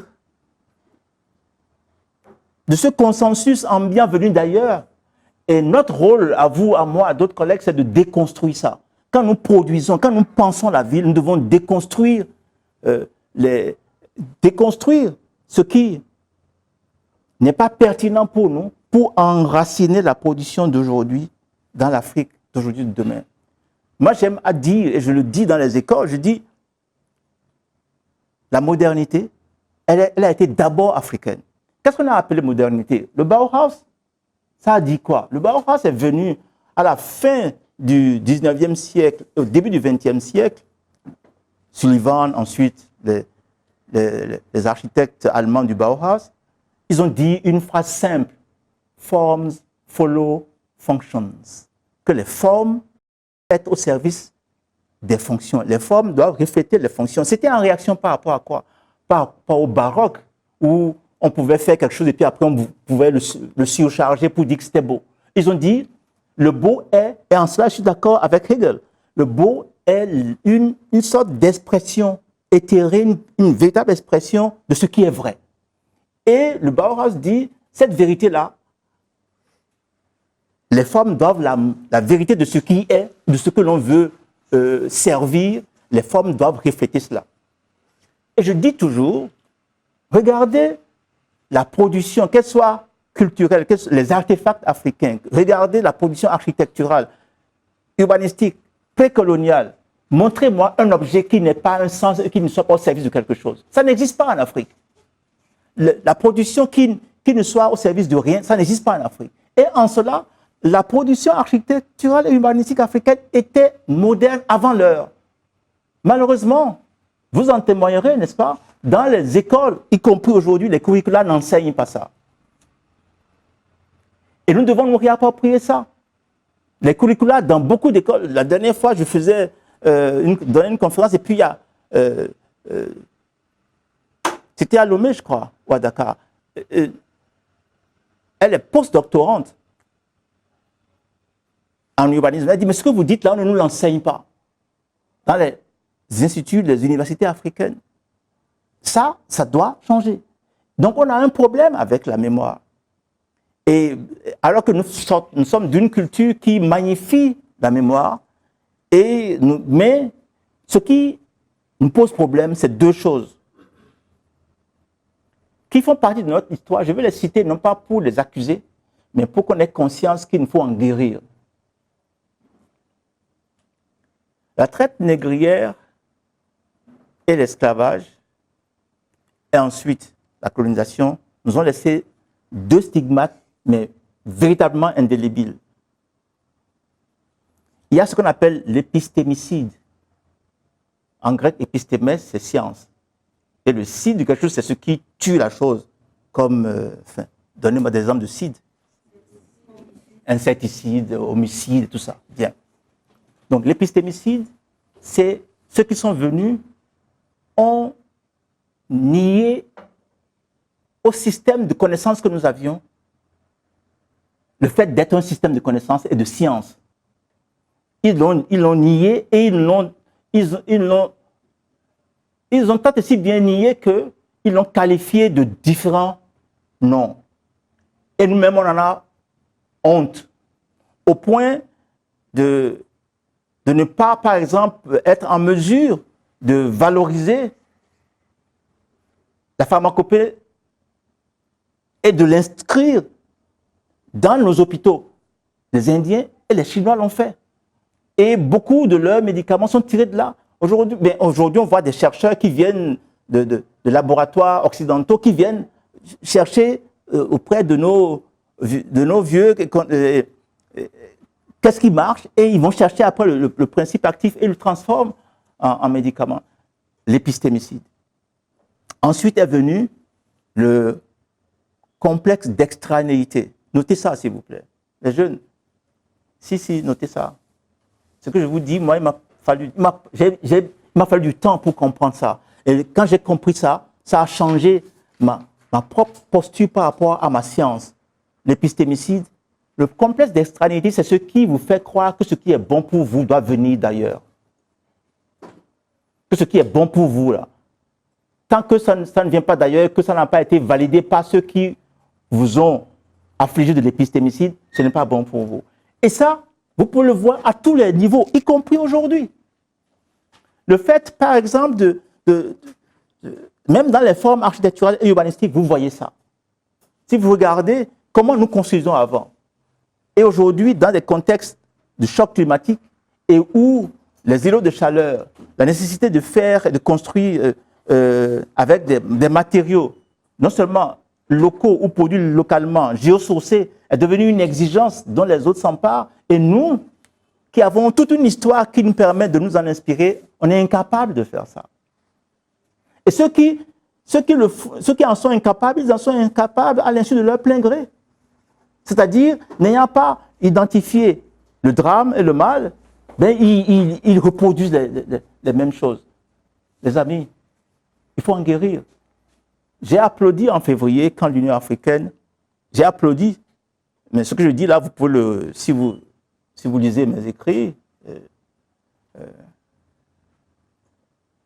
en février, l'année dernière, pas l'année d'avant, quand il y a eu l'histoire de George Floyd. Vous vous souvenez de George Floyd? Qui s'en souvient pas? Qui a été tué par un policier assassiné, je veux dire, qui a mis un genou sur sa gorge en prétendant l'arrêter, un noir américain. Mais il y a eu un mouvement une révolution mondiale. Et je me souviens avoir écrit un papier pour dire que notre révolution est légitime, parce que tout ce qui arrive aux Africains, aux Afro-descendants, nous arrive. Et en réalité, si l'Afrique performe, cela va rejaillir sur tous les Afro-descendants partout où ils seront. Demandez aux Béninois qui vivent à l'extérieur, en France par exemple aujourd'hui, du fait du chemin fait par le Bénin en termes de croissance et de matérialisation d'un certain progrès, le regard jeté sur eux est différent. J'en connais un dans la salle qui peut en témoigner s'il a envie. Mais si nous ne faisons pas en sorte de poursuivre et de nous débarrasser de cela, de ces deux stigmates-là, nous n'y parviendrons pas. Or, à l'époque, il y avait encore, l'Union africaine n'avait même pas encore été capable de se mettre d'accord pour déclarer l'esclavage crime contre l'humanité. Ça n'avait pas encore été fait. Je disais, si nous sommes incapables, en tant que continent qui a le plus souffert de ça, sur 5-6 siècles, on est incapable de déclarer cela comme crime contre l'humanité, comment pouvons-nous, après, condamner quelqu'un qui, ailleurs, est incapable de s'en affranchir? Il y avait effectivement des défis politiques, parce que l'esclavage aujourd'hui, c'est une réalité africaine. Il y a des pays où ça se pratique encore. Mais en février dernier, j'ai applaudi parce que l'Union africaine a finalement déclaré l'esclavage crime contre l'humanité. Donc j'ai applaudi. Et ils ont aussi déclaré une décennie de l'éducation. J'ai aussi applaudi. Et par contre, je suis tombé de ma chaise quand j'ai vu le thème de la première année de la décennie, pardon. Le thème de la première année de la décennie. C'était cette année. C'est le droit pour les Africains et les Afro-descendants de réclamer réparation. J'ai regardé ça. Si vous mettez ça comme thème à enseigner, comment on l'enseignerait à un enfant? Alors j'ai écrit un papier, j'ai dit, dans l'histoire de l'humanité, à quel moment est-ce que la victime a obtenu réparation de son bourreau? Est-ce que c'est en allant voir le bourreau pour demander réparation ou en se réparant lui-même pour créer Un contre-choc ou un contrepoids. un nouvel équilibre? Si on doit enseigner à l'école, comme c'est arrivé au Malawi où des Chinois ont mis sur une pancarte, c'est écrit en chinois, je suis un singe et j'aime danser pour vous. Et on lui a remis la pancarte et les petits enfants sortaient de l'école, ils ont pris, un peu comme ici on dit, yovo, bonsoir, ça va bien, ainsi de suite. Et ils ont pris ça et ils ont fait. Et les Chinois ont fait une vidéo qu'ils ont envoyée en Chine qui est devenue virale. Comme moi, j'ai vu ça. Heureusement, à l'époque, j'avais quelques ambassadeurs africains en Chine qui étaient de mes amis. Je leur ai dit, mais regardez ça. C'est inconcevable. C'est inadmissible. Mais il faut blâmer qui? Quand vous dites, c'est votre faute, regardez, il y a 3 doigts qui vous accusent. Donc, enseigner à l'école le droit à la réparation, on devrait enseigner le devoir de se réparer. Le devoir de se réparer. Ça n'a pas été le cas. Et du coup, la décennie de l'éducation par rapport à l'esclavage et à la colonisation a été biaisée par ses fondations. Donc, s'il vous plaît, allez documenter. Vous êtes bienvenus pour ne pas être d'accord avec moi. Mais documentez, creusez et faites-vous une raison. Et quand on parle de santé mentale aussi, on parle d'architecture. Tout à l'heure, vous avez parlé d'îlots de chaleur,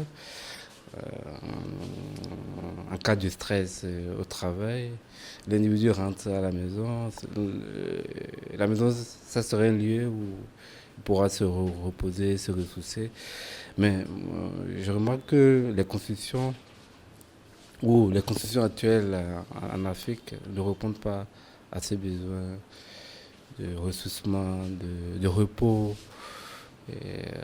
à la personne. Et ça devient un problème aussi. Et qu'est-ce que les architectes, qu'est-ce que vous proposez? Qu'est-ce que vous pensez pour résoudre ce problème? En France, quand on sort de chez soi, il y a une piste piétonne, on peut marcher. Mais ici, tu sors, il n'y a rien, tu montes, tu risques de te faire écraser par les motos. Et tout ça, ça participe à la santé mentale. Et une bonne santé mentale, c'est aussi la santé physique, l'hypertension, le diabète. Et aussi pour les enfants aussi, les aires de jeu, les espaces verts. Il n'y en a pas où parfois les gens construisent même partout, c'est du béton. Qu'est-ce que vous pensez? Est-ce que l'État doit exiger à chaque ménage un espace vert? Ma première question rejoint le docteur ici présent. Toujours concernant le cadre, je vais dire, institutionnel. Les espaces verts, c'est important, on le sait. On en connaît l'utilité. Même pour ceux qui ne s'en soucient pas trop, peut-être par souci du qu'est-ce que je mange aujourd'hui, est-ce que les enfants vont bien et tout. On sait que c'est bien et que ça concourt au développement. Mais est-ce qu'il n'y aurait pas à faire par rapport à notre cadre légal? Il y a des tests qui existent, bien vrai. La loi est là. Mais l'accent qui y est mis, pas forcément. Donc, est-ce qu'il n'y aurait pas encore à faire dans notre pays de ce côté-là? On va demander. Par où commencer pour ne pas perdre de temps ou pour trouver le bon chemin pour moi. Donc, c'est plutôt au monsieur ayant vécu plusieurs années que j'aimerais m'adresser ici. Comment trouver son chemin? J'aimerais demander si dans le souci de bien faire, dans le souci de répondre à ces besoins-là, il n'y aurait pas un risque que l'autorité publique en fait impose sa vision du bien aux citoyens lambda. Je voudrais citer quelques penseurs qui se sont exprimés sur l'architecture et après poser ma question. Alors, je cite d'abord Victor Hugo qui dit que l'architecture est le plus grand livre de l'histoire de l'humanité. Alors quand on parle de l'humanité, ça veut dire qu'il y a une civilisation, ça veut dire qu'il y a une culture. Je voudrais aussi citer Louis Kahn, qui dit que l'architecture est une question de proportion, est une question d'équilibre, de rythme, ouais, et de lumière et de l'ombre. Alors, quand je regarde ça, et que Octavia Paz a dit également que quand le peuple commence par s'intéresser à l'architecture, c'est que nous sommes dans une civilisation qui évolue. Alors, est-ce que pour vous, M. Luc Diakadia, comment vous concevez, vous en tant que technicien, l'architecture? Est-ce que c'est une question purement scientifique ou vraiment une technique? C'est-à-dire, j'emploie technique comme au 19e, même 20e siècle. Aujourd'hui, on parle de technologie. Alors, aujourd'hui, où nous sommes dans un monde depuis quelques années qui nous a dilués dans un mondialisme amphigorique, et en tant qu'Africain qui a subi ce que nous avons subi, notre histoire, et comme dirait l'autre, Raymond Aron, l'histoire est tragique. Alors je voudrais savoir si vous, aujourd'hui, en tant qu'Africain, en tant que Béninois, parce qu'on ne peut pas parler d'histoire sans architecture, si je me fie à ces pensées-là aujourd'hui, comment vous pensez projeter l'Afrique dans un futur architectural, s'il faut dire les choses ici? Est-ce que pour vous, l'architecture est vraiment ce que Louis Kahn pense que c'est en fait la lumière et l'ombre? C'est-à-dire que le cosmos, c'est-à-dire qu'un rapport avec le spirituel, en fait, puisque André Malraux a dit que la civilisation, c'est tout ce qui s'agrège à la religion. Même pour moi, c'est plutôt spirituel. Alors, quelle est votre conception aujourd'hui? Est-ce que l'architecte, le vrai, authentique, transcende ce qui est visible pour créer au-delà de ça? Voilà.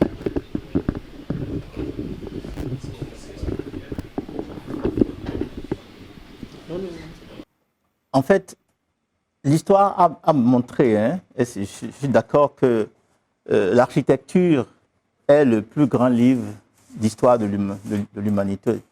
Et quand les peuples prospèrent, elles inscrivent cette prospérité dans des œuvres. Et donc, je suis d'accord. Ombre et lumière, oui, au sens où vous l'avez interprété, c'est une interprétation entre le visible et l'invisible. Mais en réalité, le beau qui est durable, c'est celui qui construit le visible à partir de l'invisible. C'est là le geste durable, c'est le geste, pour qu'il devienne la geste, il s'inscrit sur parfois ce qui n'est pas lisible pour tout le monde. C'est pour ça que l'architecture, c'est une science, c'est une technique, c'est un art. Docteur, il y a l'un des cours que j'aimais, que je ne ratais pas à l'école, c'était notre cours de psychologie. Parce que on ne nous le disait pas assez, mais si vous ne vous outillez pas en psychologie, vous ne pouvez pas apprendre à écouter, à discerner et éventuellement même à vous introduire par effraction dans le rêve de celui qui, c'est comme le monsieur qui voulait que je lui copie la maison d'un autre, et j'ai dit non, il y a une maison dans votre tête, dans votre psyché, et j'ai besoin de comprendre ça pour vous le traduire, il n'a pas voulu, et j'ai dit, dans ce cas, je ne suis pas une photocopieuse. C'est pour vous dire aussi que l'architecte doit pouvoir dire non. C'est-à-dire, il y a une frontière, si la commande veut m'amener là, et que j'estime que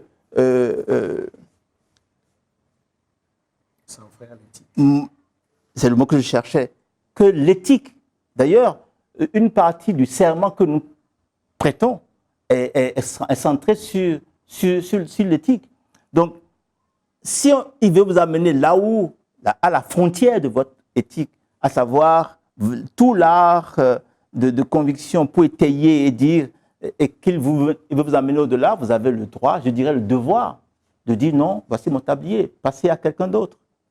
Donc, oui, l'architecture est à la fois une science, un art, et c'est ça qui le rend très complexe. Et c'est ça qui fait qu'on ne peut pas l'exercer si on n'est pas passionné. Ce n'est pas possible. Demandez à ma consoeur. Ce n'est pas possible d'être architecte si on n'est pas passionné. Vous serez... oui, vous laisserez peu d'empreintes. Mais l'empreinte, ce n'est pas les bâtiments que vous construisez. encore une fois, l'architecte, c'est celui qui conçoit l'interface entre l'être humain, qui fait partie de la nature, et la nature elle-même. Donc, c'est ma définition de l'architecture, ça. C'est du rôle de l'architecte. Il conçoit l'interface. Regardez, aujourd'hui, le mal-être, le mal-vivre. Je vais vous donner un autre exemple. Les 30 Glorieuses en France. Les 30 Glorieuses en France ont donné quoi? Les 30 Glorieuses ont donné des cités construites à l'identique, avec peu d'espace pour le sens commun et le vivre ensemble.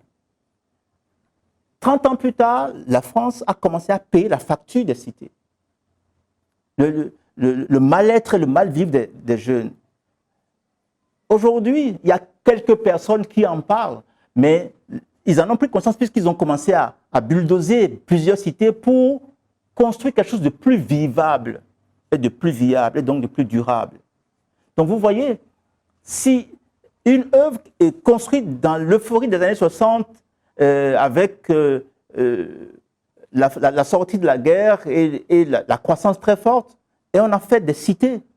Il ne faut pas... L'une des causes de ces cités-là devenues invivables, c'est l'uniformité urbaine.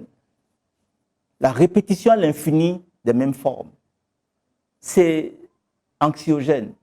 J'emploie encore un mot que le docteur va aimer. C'est anxiogène. Donc, on ne devrait pas, nous, Africains, en 2025, créer, émuler, copier des choses comme ça qui ont créé de tels impacts et qui sont sous nos yeux. Alors, les copier, c'est se demander, est-ce que notre formation ne nous a pas outillés pour interroger ce que notre héritage récent hein, en termes de forme architecturale. Cet héritage récent, qui est un héritage colonial, qui a remplacé, qui a traité nos formes antérieures d'informelles et nous a proposé des formes que nous continuons à perpétuer. Nous devons avoir conscience de ce que, quand on prend le problème du développement durable dans sa globalité et qu'on regarde la part du cadre bâti comme causalité dans les défis de développement durable, on devrait former les architectes, les urbanistes autrement. Et on devrait former les architectes urbanistes africains ou appelés à intervenir en Afrique autrement. Il m'arrive de temps en temps d'animer des ateliers à Sciences Po à Rennes. Je me souviens d'une des questions. C'est un programme que j'aime beaucoup qui s'appelle Ville en devenir. Et la première année, il y avait eu deux questions que j'ai trouvées assez caractéristiques, mais surprenantes pour quelqu'un qui est dans mon rôle. La première est, mais pourquoi vous nous parlez avec autant de passion et d'enthousiasme qu'elle a dit? J'avoue que je ne m'attendais pas à une telle question. Elle a levé la main, je lui ai donné la parole et c'est ce qu'elle a demandé. Je lui ai dit, avant de vous répondre, j'ai trois questions pour vous. La première, depuis que Homo sapiens est devenu sapiens, combien y a-t-il d'êtres humains sur la planète Terre? Son voisin a dit 30 milliards. Elle a dit, on ne sait pas. J'ai dit, non, on ne sait pas. Aujourd'hui, là, combien sommes-nous d'Homo sapiens? Sapiens, vous savez ce que ça veut dire? Bon, combien sommes-nous d'Homo sapiens sur la planète Terre? Elle a dit 7 milliards, oui. Je lui ai dit non, à l'époque on devenait 8 milliards. Je dis ma dernière question. Combien d'Homo sapiens vont passer sur la planète Terre entre maintenant jusqu'au moment où, selon votre foi, vous pensez que Dieu va dire c'est la fin, je détruis tout ça, ou alors selon nos pratiques, nous allons rendre la Terre invivable, c'est-à-dire inapte à accueillir la vie. Elle a dit on ne sait pas. J'ai dit très bien. Par contre, il y a une chose qu'on sait, c'est que vous, mademoiselle, vous n'avez pas de copie. Depuis le premier Homo sapiens, les 8 milliards que nous sommes aujourd'hui, et ceux qui vont passer avant que la Terre soit inhabitable, vous n'aurez pas de copie. Et la raison pour laquelle vous n'avez pas de copie, ce n'est pas votre façade. Hein. Il y a quelque chose au-dedans de vous. dont vous devez prendre conscience et que vous devez utiliser comme service à vous-même, à votre génération, aux générations à venir. Je dis, votre iPhone, c'est quelqu'un qui l'a créé, du dedans de lui-même. C'est pas... Donc, si vous prenez conscience de ça, ce que vous faites, vous le ferez avec passion. Et cette passion-là va faire la différence. Quelqu'un dit que le travail, c'est l'amour qu'on peut toucher. Ça s'appelle Khalil Gibran. L'amour qu'on peut toucher. Si vous tenez compte de ça, chaque chose que vous faites, vous ne le laisserez pas partir sans que ce soit le meilleur de vous-même. Parce que ça ira quelque part, ça va parler pour vous, ça va vous représenter. Et il vaut mieux que l'ambassadeur que vous créez soit le meilleur des ambassadeurs. Et la deuxième chose qu'ils avaient demandé, c'est nous sommes à Sciences Po et l'Afrique nous intéresse. Quelle légitimité aurons-nous, selon vous, pour aller intervenir en Afrique? Il y avait des Franco-Africains et des Français. Je leur ai dit, la légitimité de quelqu'un qui vient comme un sachant, c'est un mot qui est en vogue maintenant, comme un sachant, sa légitimité commence par l'humilité. Moi, j'ai eu des fonctions au niveau comme architecte, comme ministre, à l'international, pour amener des experts sur le terrain. Je leur dis toujours la même chose. Fermez la bouche. Vous ouvrez grand les yeux et les oreilles pour comprendre pourquoi les gens font ce qu'ils font comme ils le font. Ils sont peut-être analphabètes au sens où ils ne parlent pas la même langue que vous, mais ils ne sont pas bêtes. Et tant que vous n'avez pas compris ce qu'ils font, et pourquoi ils le font comme ça, si vous ouvrez la bouche, vous êtes illégitime.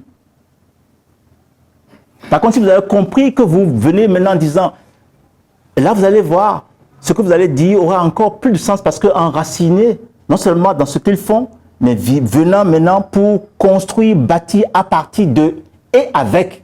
Il y a un mot qui est devenu courant, mais qui est le défi et des architectes, et des urbanistes, et des décideurs politiques, c'est le mot co-concevoir et co-construire. Ça demande beaucoup d'humilité. Or, l'humilité n'est pas une qualité qu'on enseigne à l'école, mais on devrait encourager cela. Alors, pour revenir à ce que vous avez dit, les architectes, les urbanistes, dans la durabilité de ce qu'ils font, doivent comprendre que quand ils ratent le coche, ils ne créent pas que des bruits visuels, ils créent des maladies. Ou alors ils enfoncent des gens dans des maladies. Ils créent des phénomènes sociétaux qui n'étaient pas connus ou qui n'auraient pas cette ampleur-là. Le mal des cités en Europe en général, mais en France en particulier, j'ai un ami proviseur qui a servi dans les cités. Il ne savait pas combien je buvais ce qu'il me disait à cause des défis spécifiques aux cités. Et on y envoyait les costauds, mentalement costauds. Sinon, si tu n'es pas costaud, tu ne peux pas. Ils vont te démolir.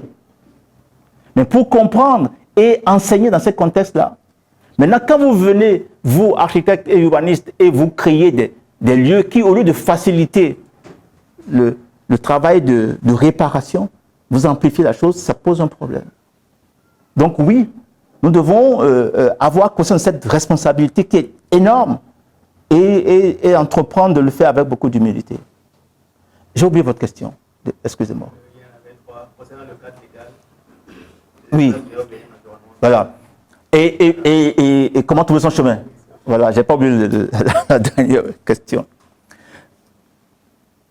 Le Bénin a un des corpus légaux les plus aboutis en Afrique en ce qui concerne l'environnement. Je ne le dis pas par chauvinisme. Il y a des évaluations qui ont montré que le corpus légal du Bénin, en termes d'environnement, en termes de réponse au changement climatique et autres, la preuve, le gouvernement a l'obligation, dans son budget déposé devant l'Assemblée, d'expliquer en quoi est-ce que le budget là, non seulement le budget exécuté a effectivement adressé et répondu aux défis environnementaux et socio-environnementaux, mais surtout environnementaux, en quoi c'est surtout climatique, Et ensuite, comment est-ce que le budget à venir et les dispositions, les provisions en question vont permettre de faire ça? Il n'y a pas beaucoup de pays qui ont ça. Et maintenant, la loi est une chose, mais si elle reste un fétiche quelque part et que les citoyens ne s'en emparent pas, elle restera un fétiche qui est inutile. Donc on a un bon corpus légal et il nous reste maintenant à jouer notre partition. Il n'y a pas que le gouvernement. Quand on parle de volonté politique, elle n'est pas que celle du gouvernement. Chacun de nous a une influence sur la constitution de la volonté politique. Maintenant, les espaces verts, oui, c'est un secteur bienvenu. L'humilité telle que moi je la conçois et je la pratique, c'est d'être ce dont on a le potentiel, ni plus ni moins. Je vous explique. Si vous dites que si vous êtes croyant et que vous dites oui, si vous concevez que vous êtes qui vous êtes, et comme j'ai dit à la jeune dame de Sciences Po, je lui ai dit, ce qui fait votre spécificité, ce n'est pas votre façade, c'est ce qu'il y a au-dedans de vous. Mais ce qu'il y a au-dedans de vous, il faut le connaître, il faut le découvrir. Et ceux qui ont la foi savent que Dieu est en eux. Donc, ça veut dire que c'est l'infini qui est en eux. Donc, prendre du temps chaque matin. Si vous vous réveillez le matin et que la première chose que vous faites ça et puis vous prenez et puis vous allez sur WhatsApp, ça veut dire que ce sont les stimulus des autres qui décident de votre journée. Et donc, vous êtes le jouet des autres. Les 30 premières minutes de votre journée, passez-le avec vous-même. Et votre journée sera incroyablement plus focus. Et là, vous cesserez de douter.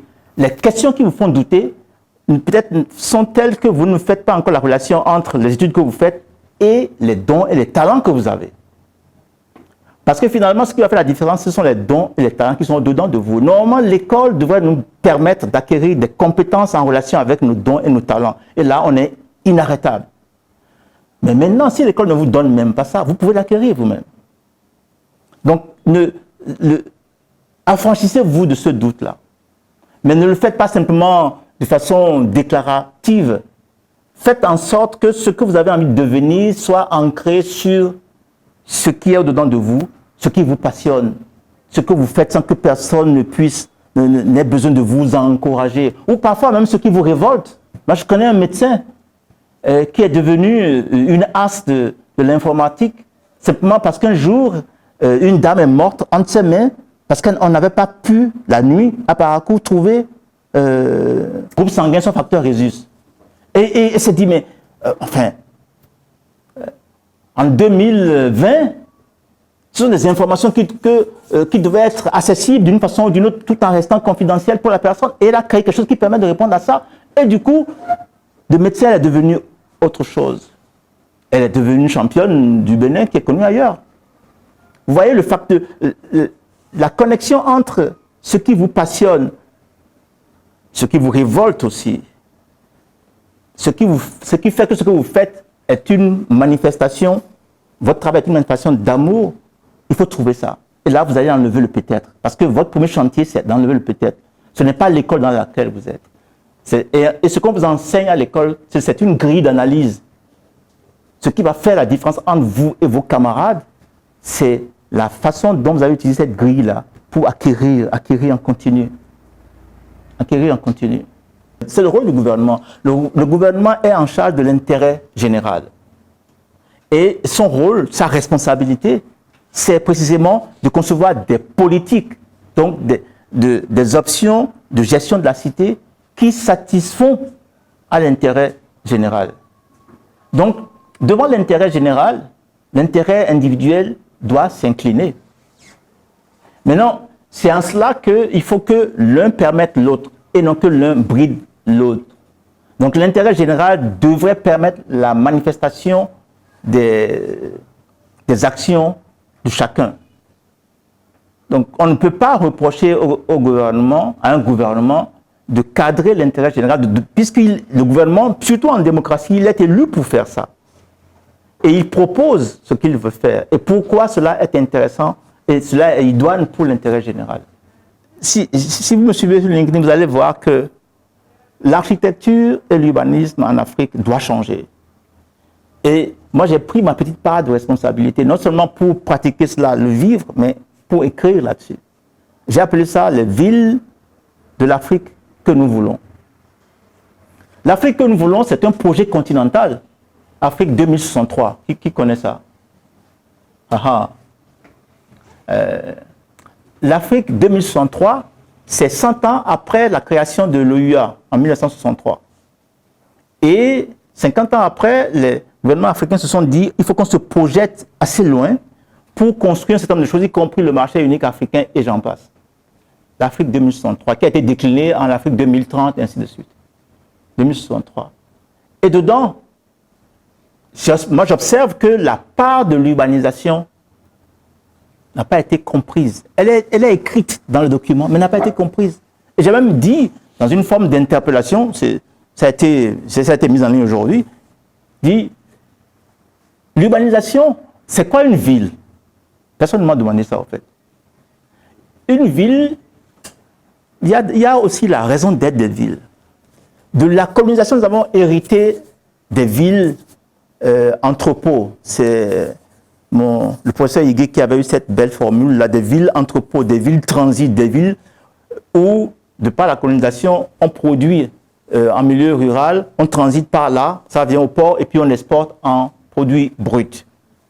Moi, je suis heureux que de nos jours, la volonté soit de transformer avant d'exporter.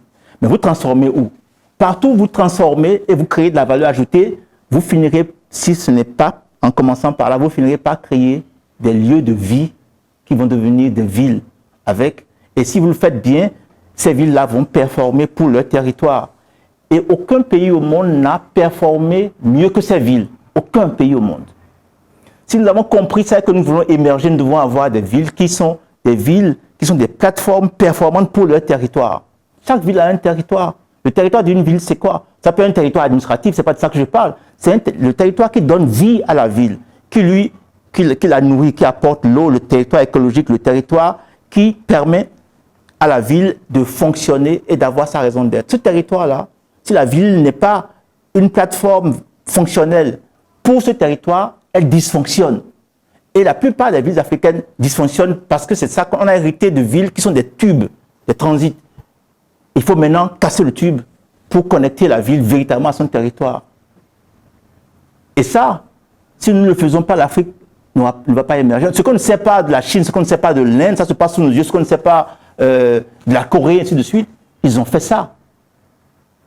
On ne sait, la Chine, c'est un pouvoir central très fort, mais l'action des régions, des villes, est très décentralisée. C'est ça qui a, aujourd'hui d'ailleurs, en Chine, on crée une bulle spéculative liée aux investissements des villes. Mais comment la Chine est devenue l'atelier du monde? C'est ça. Donc si nous n'avons pas compris ça, nous brassons de l'air. Et l'Afrique doit cesser de brasser de l'air. En conclusion, je note, comme le dirait Michel Drucker, qu'il faut du temps pour rester jeune, il faut de la passion pour être architecte. Et dans l'expression de votre passion et dans le positionnement de votre regard sur des faits contemporains, sur des actions communes à notre environnement, vous exercez ce regard d'architecte formel, opératif, et c'est avec beaucoup de satisfaction que, pour ma part, et en le constatant aussi sur le regard de l'auditoire, que nous avons migré d'un point A vers un point J. On n'aura pas la prétention d'aller à Z. Vous avez défini ce que c'est que l'architecte. Nous avons embrayé sur ce que vous avez fait rapidement en tant que ministre.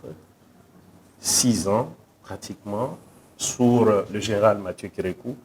Ce qui nous aura été, qu'on n'aura pas pu faire, c'est de faire une comparaison entre votre magistère et celui d'aujourd'hui qui prévaut par les faits, en même temps pas prétention, parce que quand on regarde, nous avons le sentiment, comme on dit à tous les carrefours, nous sommes les meilleurs et nous serons les meilleurs pour longtemps.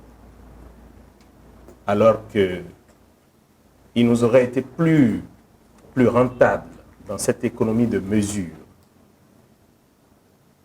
que recommande l'architecture, qu'on fasse usage du fil à plomb, qu'on fasse usage, je ne dirais pas de la balance, mais qu'on comprenne que tout a un sens,